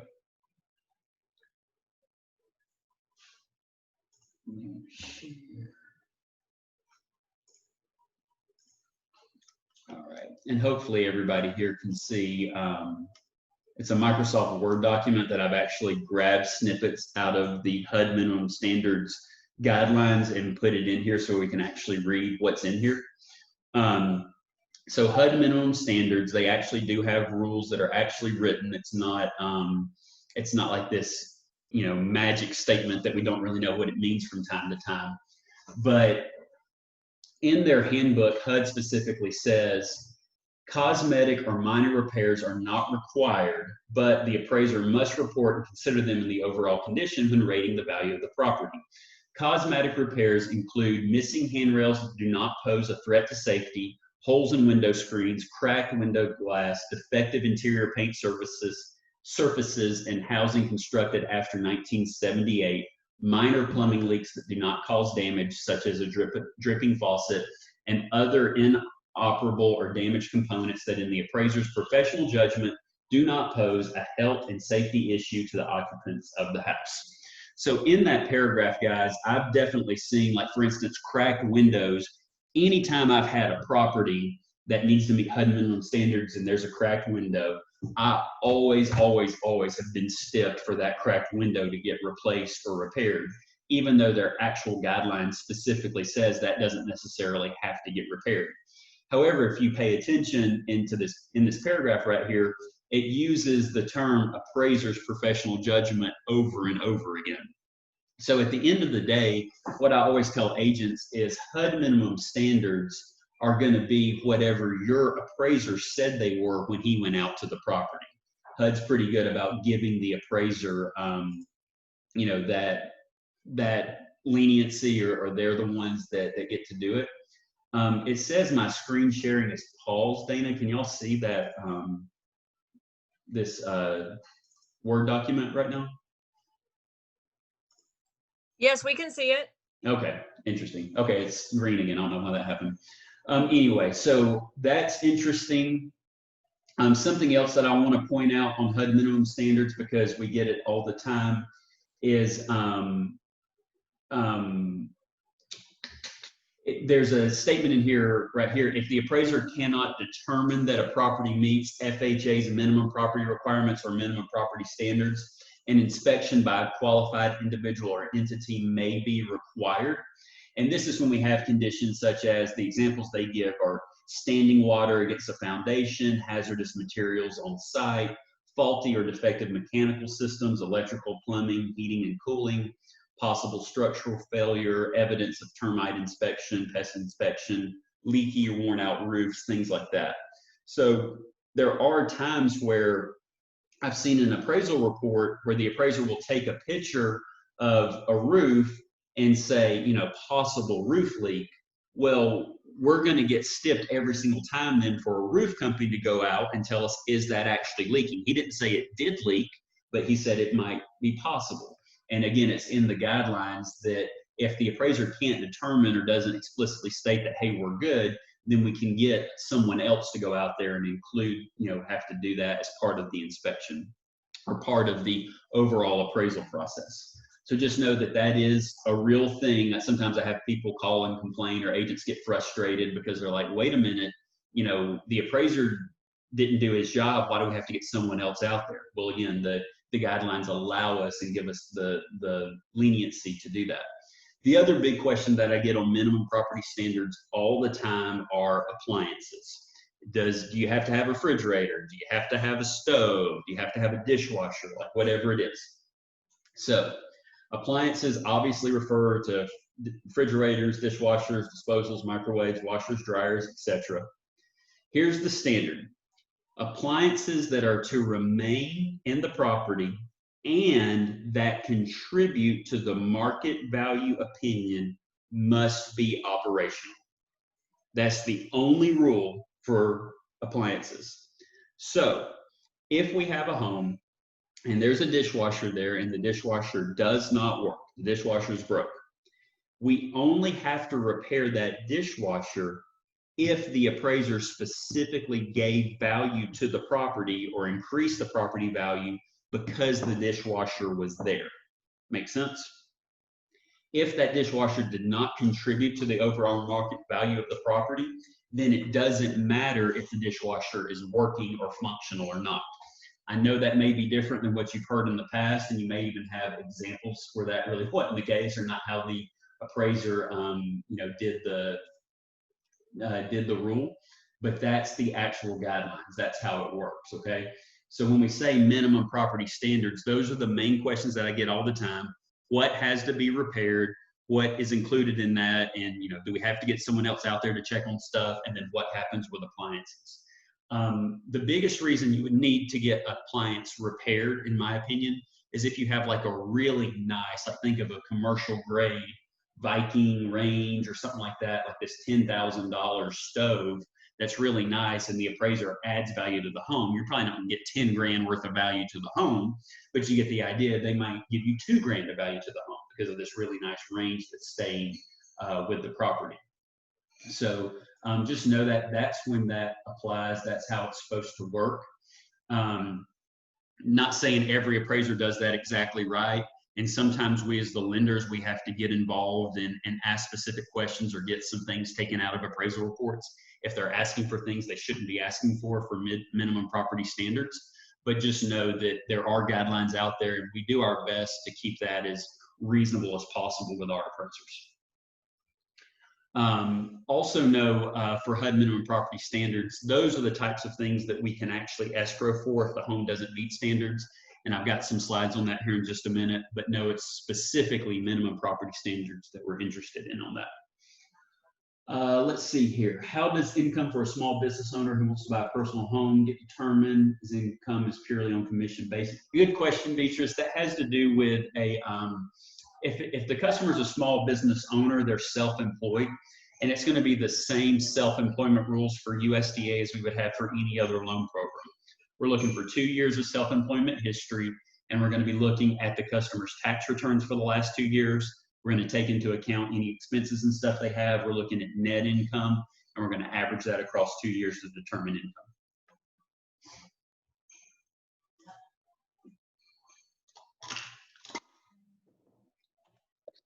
Something else we see a lot of in these rural homes is sometimes heating sources can be real interesting.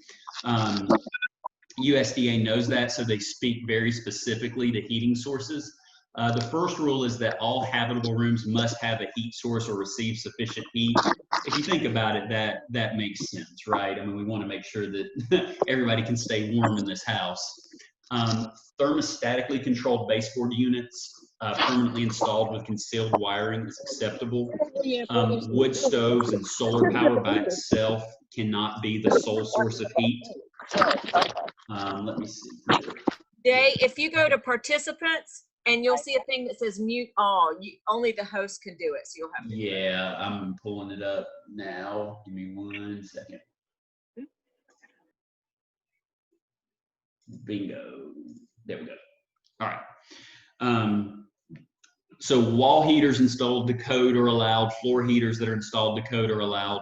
Propane fired furnaces located in crawl spaces are not acceptable. I think that's pretty obvious. That's a safety issue. We don't need a propane tank underneath the house going boom at night.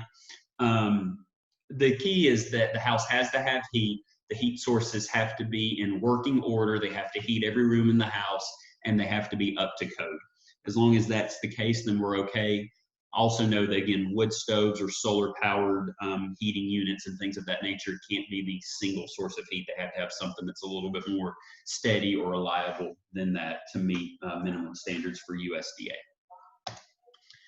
We see a lot of private road agreements and shared driveways for USDA financing. This is because you run into scenarios where you've got like family land where they cut one driveway to go to 3 different houses that are on 3 different properties, on big acreage properties and things like that. The biggest rule for that is that whatever the shared driveway is, there has to be an acceptable easement recorded that's part of the titling of that property. We don't need a customer not having access to their house through a driveway if there's a family feud and the brother, blocks off the customer's ability to get to his house or wants to charge a toll on the driveway that's existing. USDA used to have a lot of rules about like road maintenance agreements and who was responsible for it and who paid for it. They've done away with all that, so that's great. USDA also used to have a rule on in-ground pools. If the home had an in-ground pool, they would not lend on it, period. They've since gone back and amended that, and what they're saying is, well, no, we'll lend on home with in-ground pools. We just don't want to lend on the pool, meaning we don't give the pool any value. So for example, if we have an appraisal on a property and the appraisal comes in at $150,000, but then in the actual breakdown of the value of the home, if we see that the appraiser gave the pool a value of $4,000, so meaning they adjusted the value of the home upward $4,000 based off comparable properties without a pool, then our effective appraised value that we use on the home is $146,000. Make sense? So they're saying they'll lend on the property, but they're not going to lend on the pool or lend on the value that the pool or that the appraiser said the pool brings to the property. So some little quirky things right there that we have to pay attention to and be aware of. Another thing we see a lot of in rural properties is other structures outside structures that are part of the property. There are structures that are acceptable and unacceptable. In general, what USDA says is a qualified property must be predominantly residential in use, character, and appearance. They don't want to lend on any property that has income producing structures such as farms or silos, no farm service buildings, no revenue producing land, and no horse riding arenas. And I love these guidelines. It kind of makes me laugh. You can imagine what people have tried to finance or tried to do in the past. Oh yeah, it's a house and there's a, this is where we get together and we have a big rodeo every year or something like that. They're not in the rodeo lending business, but they are in the home lending business. Another thing that's a nice feature we have in a USDA loan is there is no maximum acreage. It doesn't matter if a 3-bedroom, 2-bath home is sitting on 1 acre, 2 acres, or 100 acres. There's no minimum rule for land value versus the value of the home or anything like that. The biggest rule is right here. We have to have comps for the appraisal, meaning that if we're selling a 3-bed, 2-bath home on 100 acres and we say that home's worth $300,000, we can't justify that by finding 3 other 3-bed, 2-bath homes that are on 10 acres and then do that all sold for $150, and we're trying to adjust for the acreage by giving it value of $10,000 an acre or something like that. You see what I mean? We have to go find another similar home that also sold on 100 acres to justify the value of the home that the customer's purchasing. As long as we have that or we have comps with comparable acreage, there is no acreage maximum for USDA loans. Allowable repairs and escrows. This is, I think, really important in today's market. We actually talked about this, Dana, a little bit in the sales meeting last week for the maximum one agents. What we have right now in the seller's market, what I'm seeing more and more of is that sellers just don't want to deal with USDA financing, FHA financing, anything with these HUD minimum property requirements or HUD or minimum property standards, because the seller doesn't want to do any work. They've got enough buyers. They don't feel like they have to. They'll just sell it to the next person. And then you still have the scenario where some sellers might be equity rich but cash poor. They just don't have the money to repair the property or do things that have to be done to it to make it meet minimum property standards. As long as the work that the appraiser is requiring, so let's say we get an appraisal back and there's some work that has to be done to the property to meet minimum property standards, the work cannot affect the habitability, health, or safety of the property. So what that means is we can't do things like mold remediation or foundation work on the property as part of a repair escrow. But repairing soffit and fascia, repairing rotten outdoor siding, replacing a light fixture with exposed wires, things of that nature, things that are like minor safety issues that we need to get repaired, maybe we have a leaky sink, but it's not just dripping down into the drain. Maybe the drain underneath it's leaking and it has the potential to rot out the cabinet. Things like that are minimum standards that have to be repaired. As long as it's mentioned in the appraisal report, and as long as the cost of the repairs are not greater than 10% or $10,000 of the property, it's the lesser of those two. So most homes, it's going to be $10,000. There's not many homes that are selling for under $100,000 right now. But as long as the work's less than 10 grand and it doesn't affect the habitability, health, or safety of the property, then we can put money in a repair escrow and have that work done after closing. So it's totally the buyer's responsibility. None of the work, none of the responsibility falls on the seller. All the work is done after closing. We have a contractor agreement that we have the contractor sign between the contractor and the borrower. So where, we have something on paper that says, yes, Bob's, handyman service will do this work for $6,000 or whatever it is. And then obviously we're going to look and make sure that line item work will satisfy the issues that the appraiser brought up that have to be done to meet minimum standards. The beauty of this on a USDA loan is as long as the home appraised, we don't have to come up with cash or get someone to fund this account with cash. We can actually roll it into the loan. We can include it in the price of in the loan amount. So for example, if a customer went under contract for $175,000, and then there was some work that needed to be done to the property, and the work, say, was $3,000 worth of work, as long as the home appraised for $178,000 or higher, we can actually roll the cost of that, the contractor expenses, that $3,000 in repairs, we can roll that into the loan, of course, assuming the customer can qualify for the extra $3,000 in loan amount, and fund that money at the closing table. After closing, the contractor goes, completes the work. We send the appraiser out there to say, yep, looks good, home meets minimum standards. And then we release that $3,000 to the contractor to pay them for their work.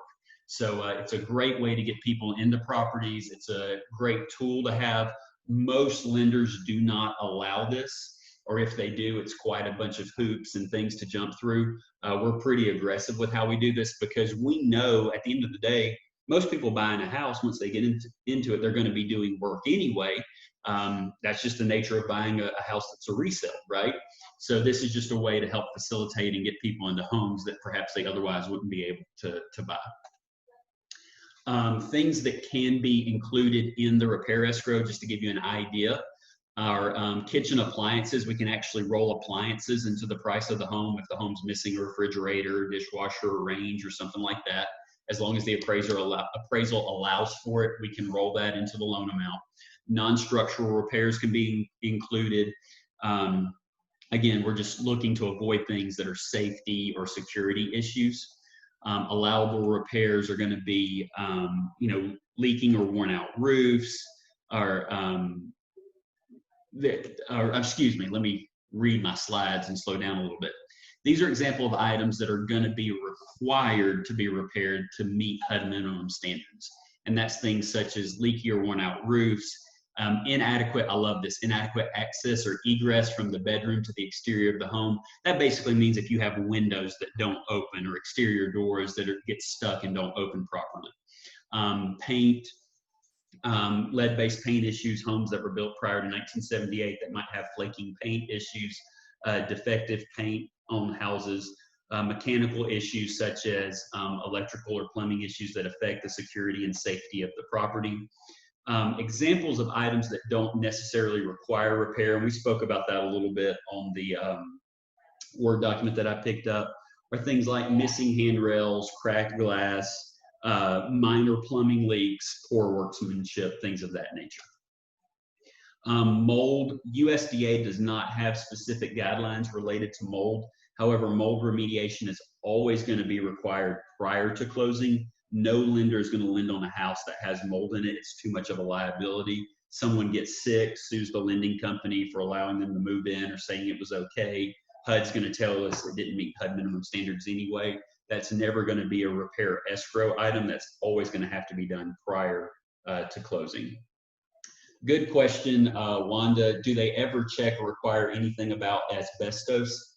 I don't know how an appraiser would be good enough to catch that unless it was just blatantly obvious. And I don't even know how that would be blatantly obvious. Usually it's, my understanding is asbestos has to do with like either the, like the home, what do you call it, like insulation or things like that was used. So it's going to be really hard to catch that. I've never ran into an asbestos problem on an appraisal.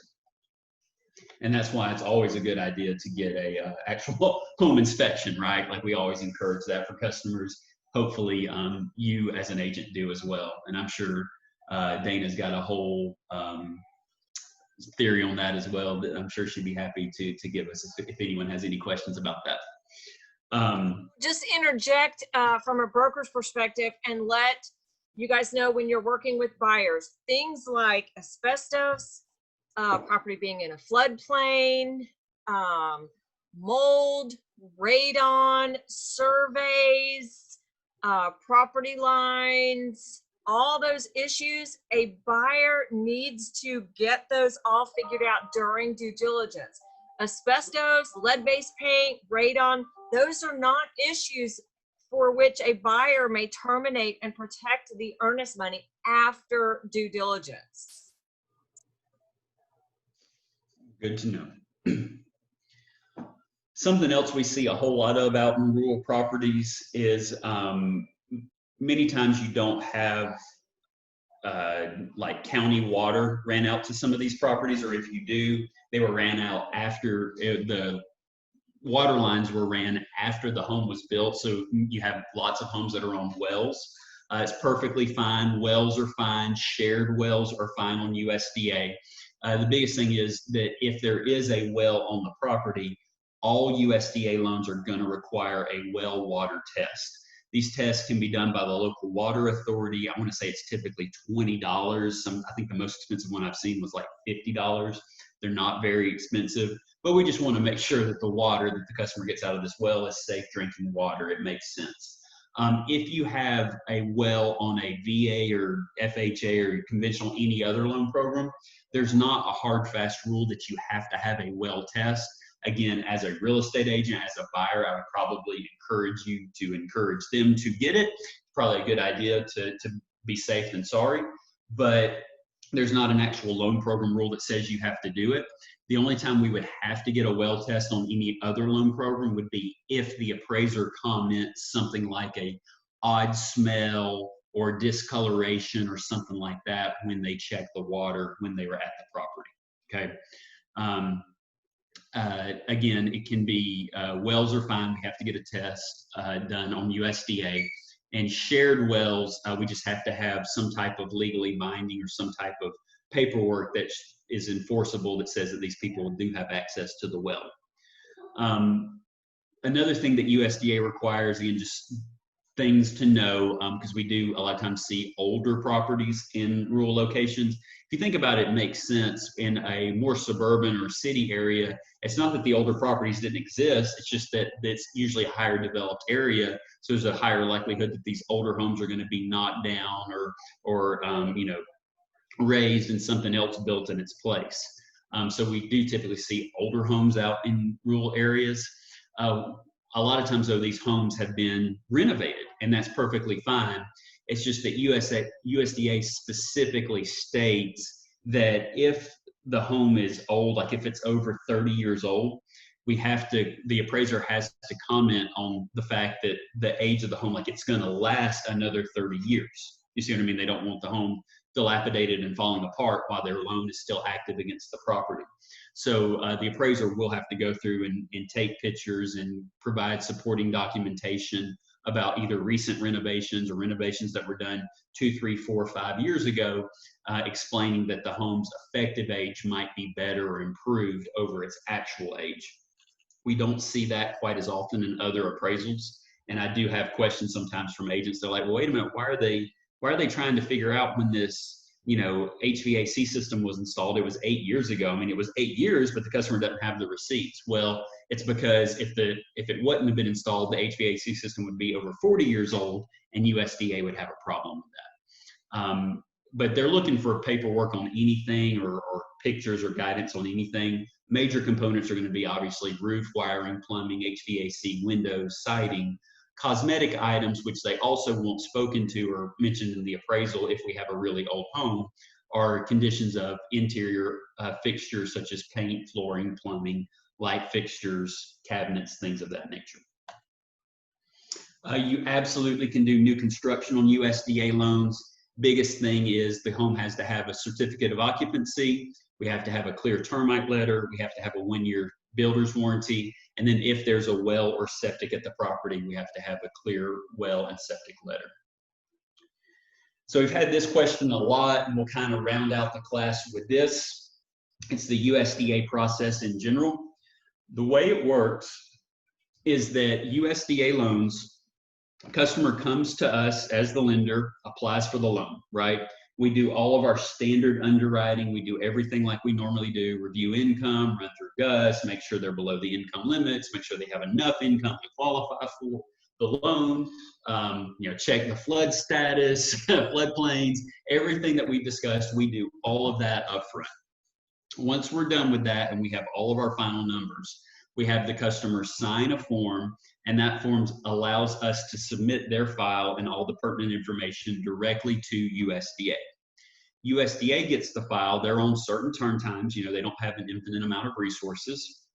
And USDA reviews the file, and they'll either approve the file or they'll come back to us and say they need extra information to approve the file.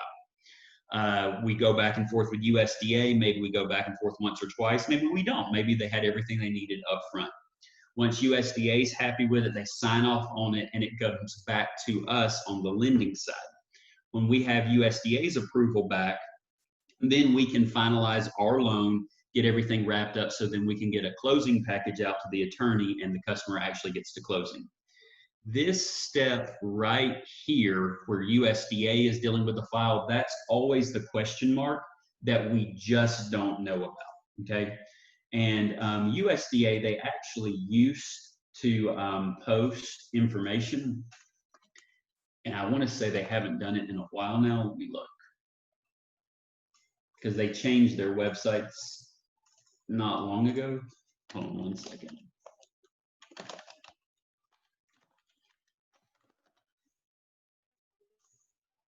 Yeah, I used to have this like saved as a favorite, but it's not there anymore. And let me share this to show you kind of what we're working with now.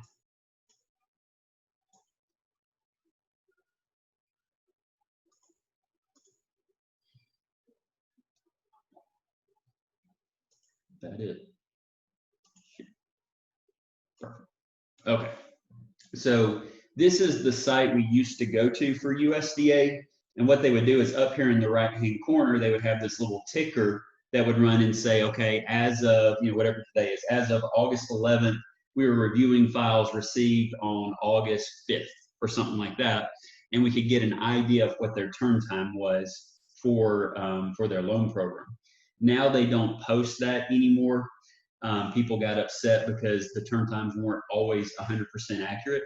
The other thing is, though, the best way to expedite the time through USDA is if we have an automated approval. If we have that GUS approval like we talked about initially, there's not as much that they have to check on, that USDA has to look at and make sure that the file works.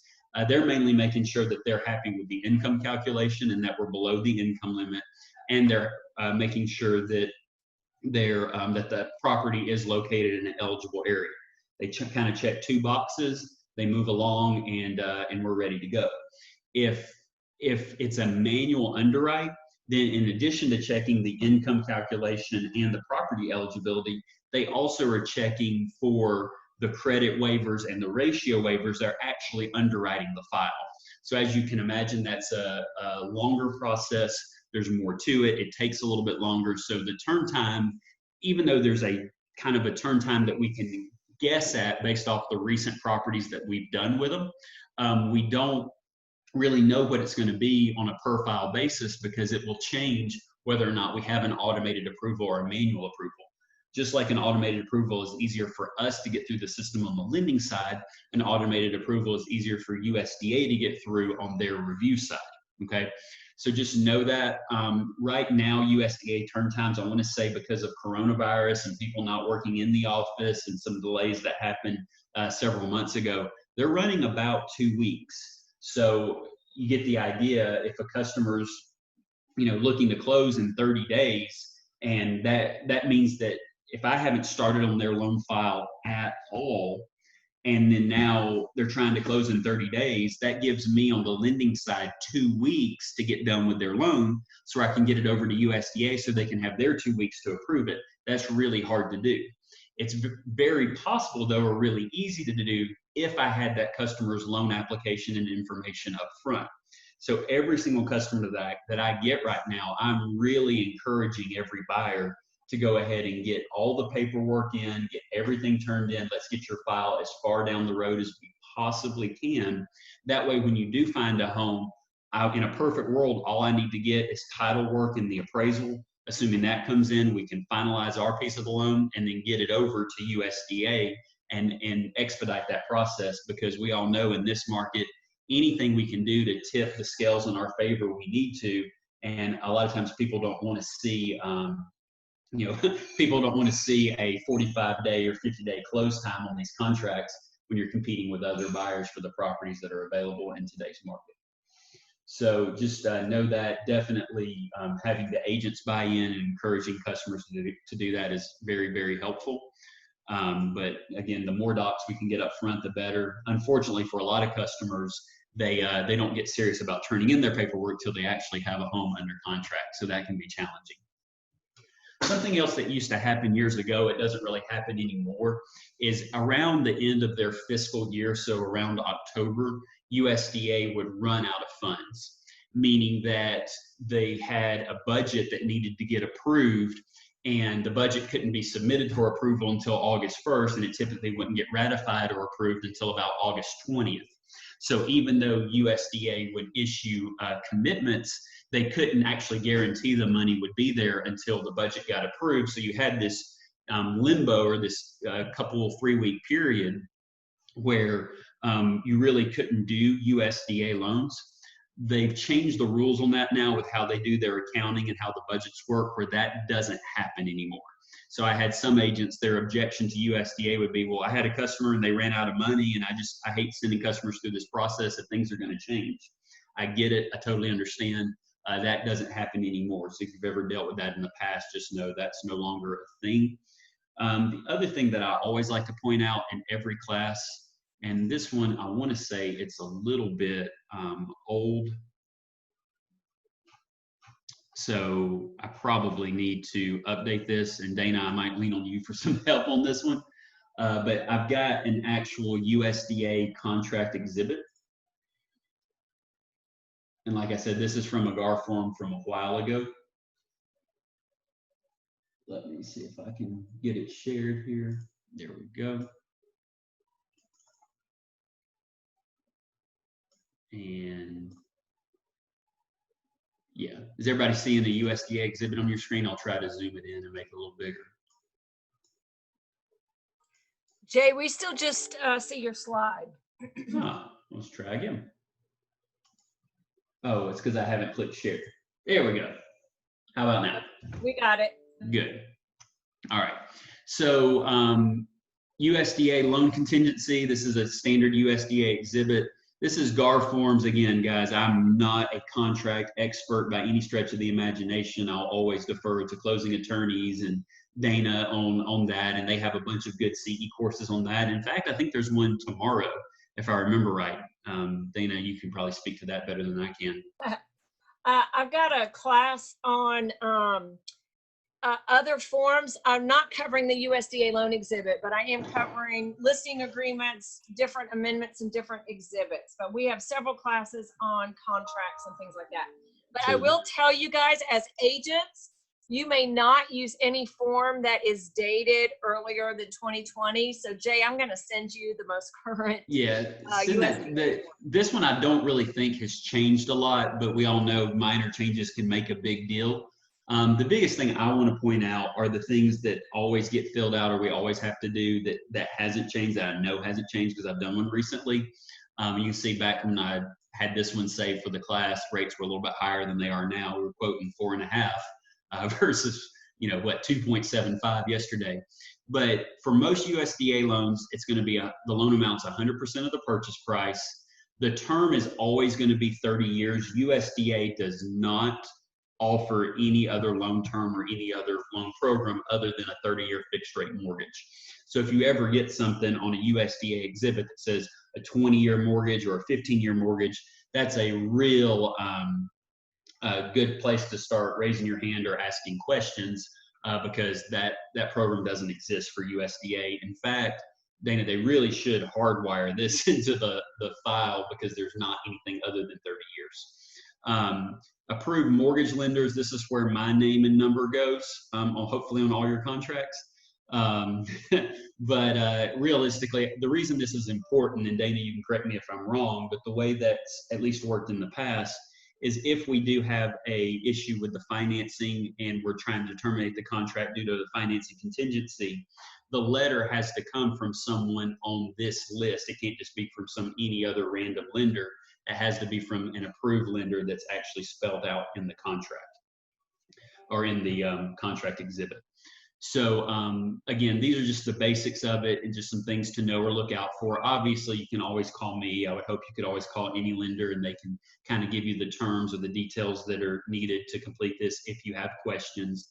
The loan, again, they only give you one box here. It's not checked in this example, but it should always be institutional for the source of the loan. There's nowhere else to get a USDA loan from. Financing contingency, the actual contingency days, again, work with, you know, whatever lender it is. If it's with me, I can have a discussion with you about the specific customer. If the customer's already turned in all their docs and their loan file is already approved, I really don't need much, if any, of a financing contingency on that customer. I'll need an appraisal contingency, which is at a different spot in the, you know, the sheet down here. But financing contingency is usually not a big deal if we're already through underwriting and we know what we have as far as the loan customer, what their loan looks like. Appraisal contingency is going to be based off our appraisal turn times. Right now, I can tell you our appraisals are averaging somewhere around 12 to 14 days, so we're about a week and a half to 2 weeks getting an appraisal. So we need an appraisal contingency that covers that. But for most customers, they typically don't want to order an appraisal until after their due diligence has been completed. Okay, so you got to think, if we've got a 7-day due diligence and then we've got 2 weeks for an appraisal, we're going to need 3 weeks. We're going to need 21 days for a appraisal contingency. So just know that or be aware of that. And again, we can talk through it as you have contracts or as you have questions on it. But just know we kind of need to put some thought into this process, into these forms right now. Again, a couple years ago when the market wasn't anywhere near as competitive, most agents that I knew, they just had a standard number of days that they used for these contingencies that seemed to work, and they'd roll with it. Well, now these contingencies a lot of times can make or break whether or not you get the home under contract, because if someone else is saying I only need a 5-day financing contingency, and in this example we're asking for a 35-day financing contingency, as a seller I'm going to lean towards the 5-day contingency even if they are offering me $1,000 or $1,500 less for the home. So just know that, be aware of that. Work with me, work with your lender. Let's try to get this as accurate and as aggressive as possible. We always want to protect our customer, but we also want to, facilitate getting the home under contract as well. So just know that, be aware of that. I think it's helpful. Should be some good information. And we'll go back to the slides here. And anyone have any questions at this stage?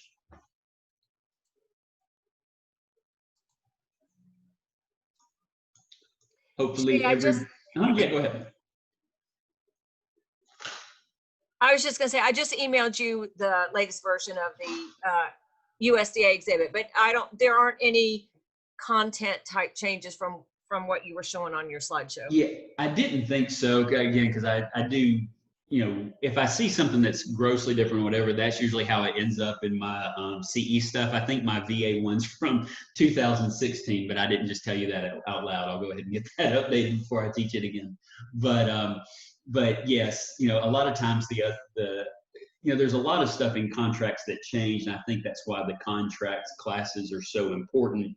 But it's usually stuff on the actual contract, the first page or two, how we look at due diligence, how we look at contingencies and stuff like that.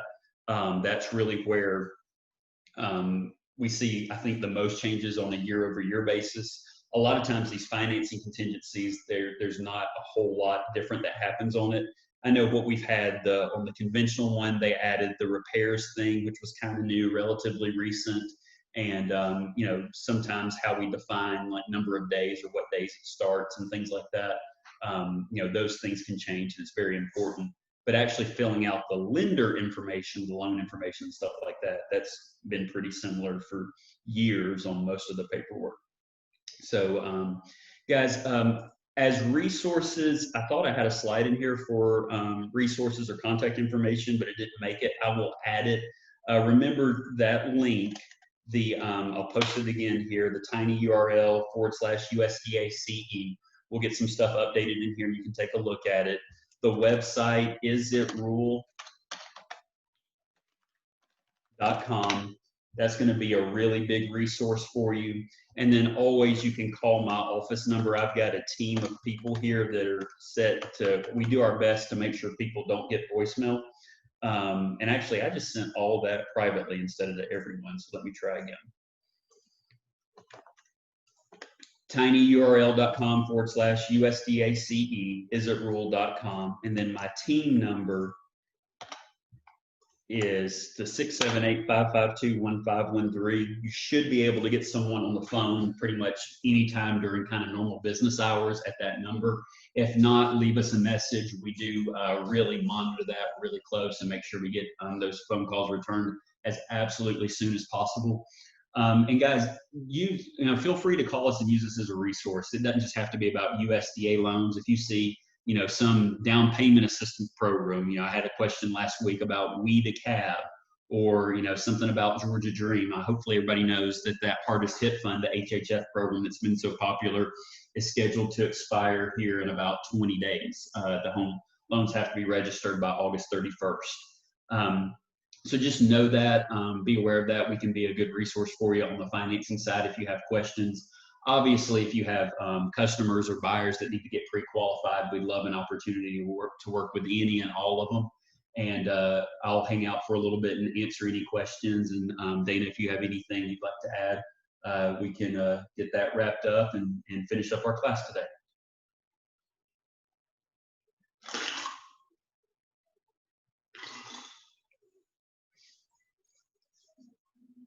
There you are. And there we go. All right. Thank you guys so much. Thank you, Jay. That was very informative. And I see from a lot of the comments too, more than you ever wanted to know about USDA. I will let you know that if there are any agents out there using the RE forms contract package, for whatever reason, they do not have a standalone USDA exhibit. So in the actual purchase and sale agreement is where the financing contingency is spelled out for just a conventional loan. And I am assuming at this point that they might be using that for USDA. I know for FHA and VA, there are separate exhibits, even in the RE loan package that you have to use, but they don't have one for USDA. So definitely, Jay, do you know, because it's a little different, like there's an amendatory clause in FHA and VA, and in that USDA loan exhibit, I saw an actual appraisal contingency time frame. You're mute.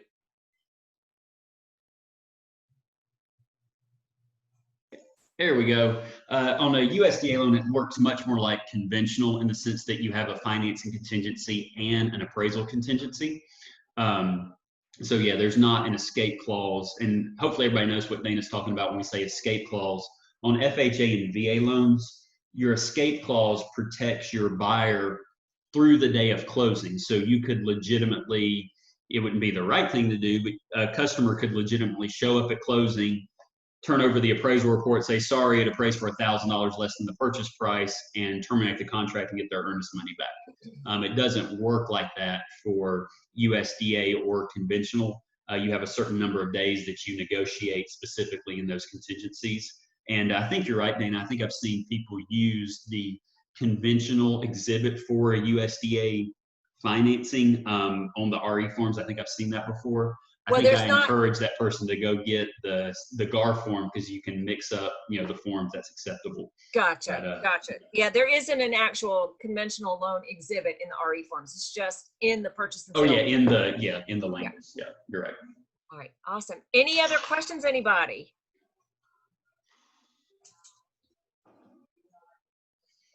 Awesome. Great opportunity for agents to get a buyer into a property that they otherwise think they may not be able to get into. And just, there are lots of buyers and sellers out there that need your help. We are in a very fast market. So this is just another tool in your toolbox that you can use to be able to reach out to people and help them. Don't worry about the survey if you can't get it to work through, that's fine. Yeah. Anything else? Yeah, if you didn't like the class, you're not allowed to submit the survey. That's okay. Again, I'm going to type in the another place where you can go and get access to the eagentweb.com. We have recorded this, so the recording will be there, as well as a link to Jay. I created it as a PDF file, so there would be a PDF there, and sorry. All right, so I just put that on there. Perfect. All righty. All right, well, thank you everybody. We hope to see you in more classes. Again, this is the Georgia Real Estate Academy. We welcome agents from all brokerages, from everywhere. We have a huge philosophy and belief in the importance of training and education. Our classes are open to all agents. They are virtual, at least through October, probably through the end of the year. And we look forward to seeing you on another class. Thank you so much, Jay. Very, very informative. Thanks, guys. Appreciate it. I'm going to hang out for a little bit in case people have questions. Otherwise, hope you guys have a great day, great week. Go sell all the houses in August. I think the market could, or go get some more listings. How about that? We can use some more inventory. All right, and feel free for questions to type them in the chat, or you can unmute yourself and ask Jay through your speaker, through your microphone. Marlo and Rachel, thank you for all your help and support. I'm very proud of our office, and to Marlo and Rachel thank you very much for the late night monitoring for my point setting groups.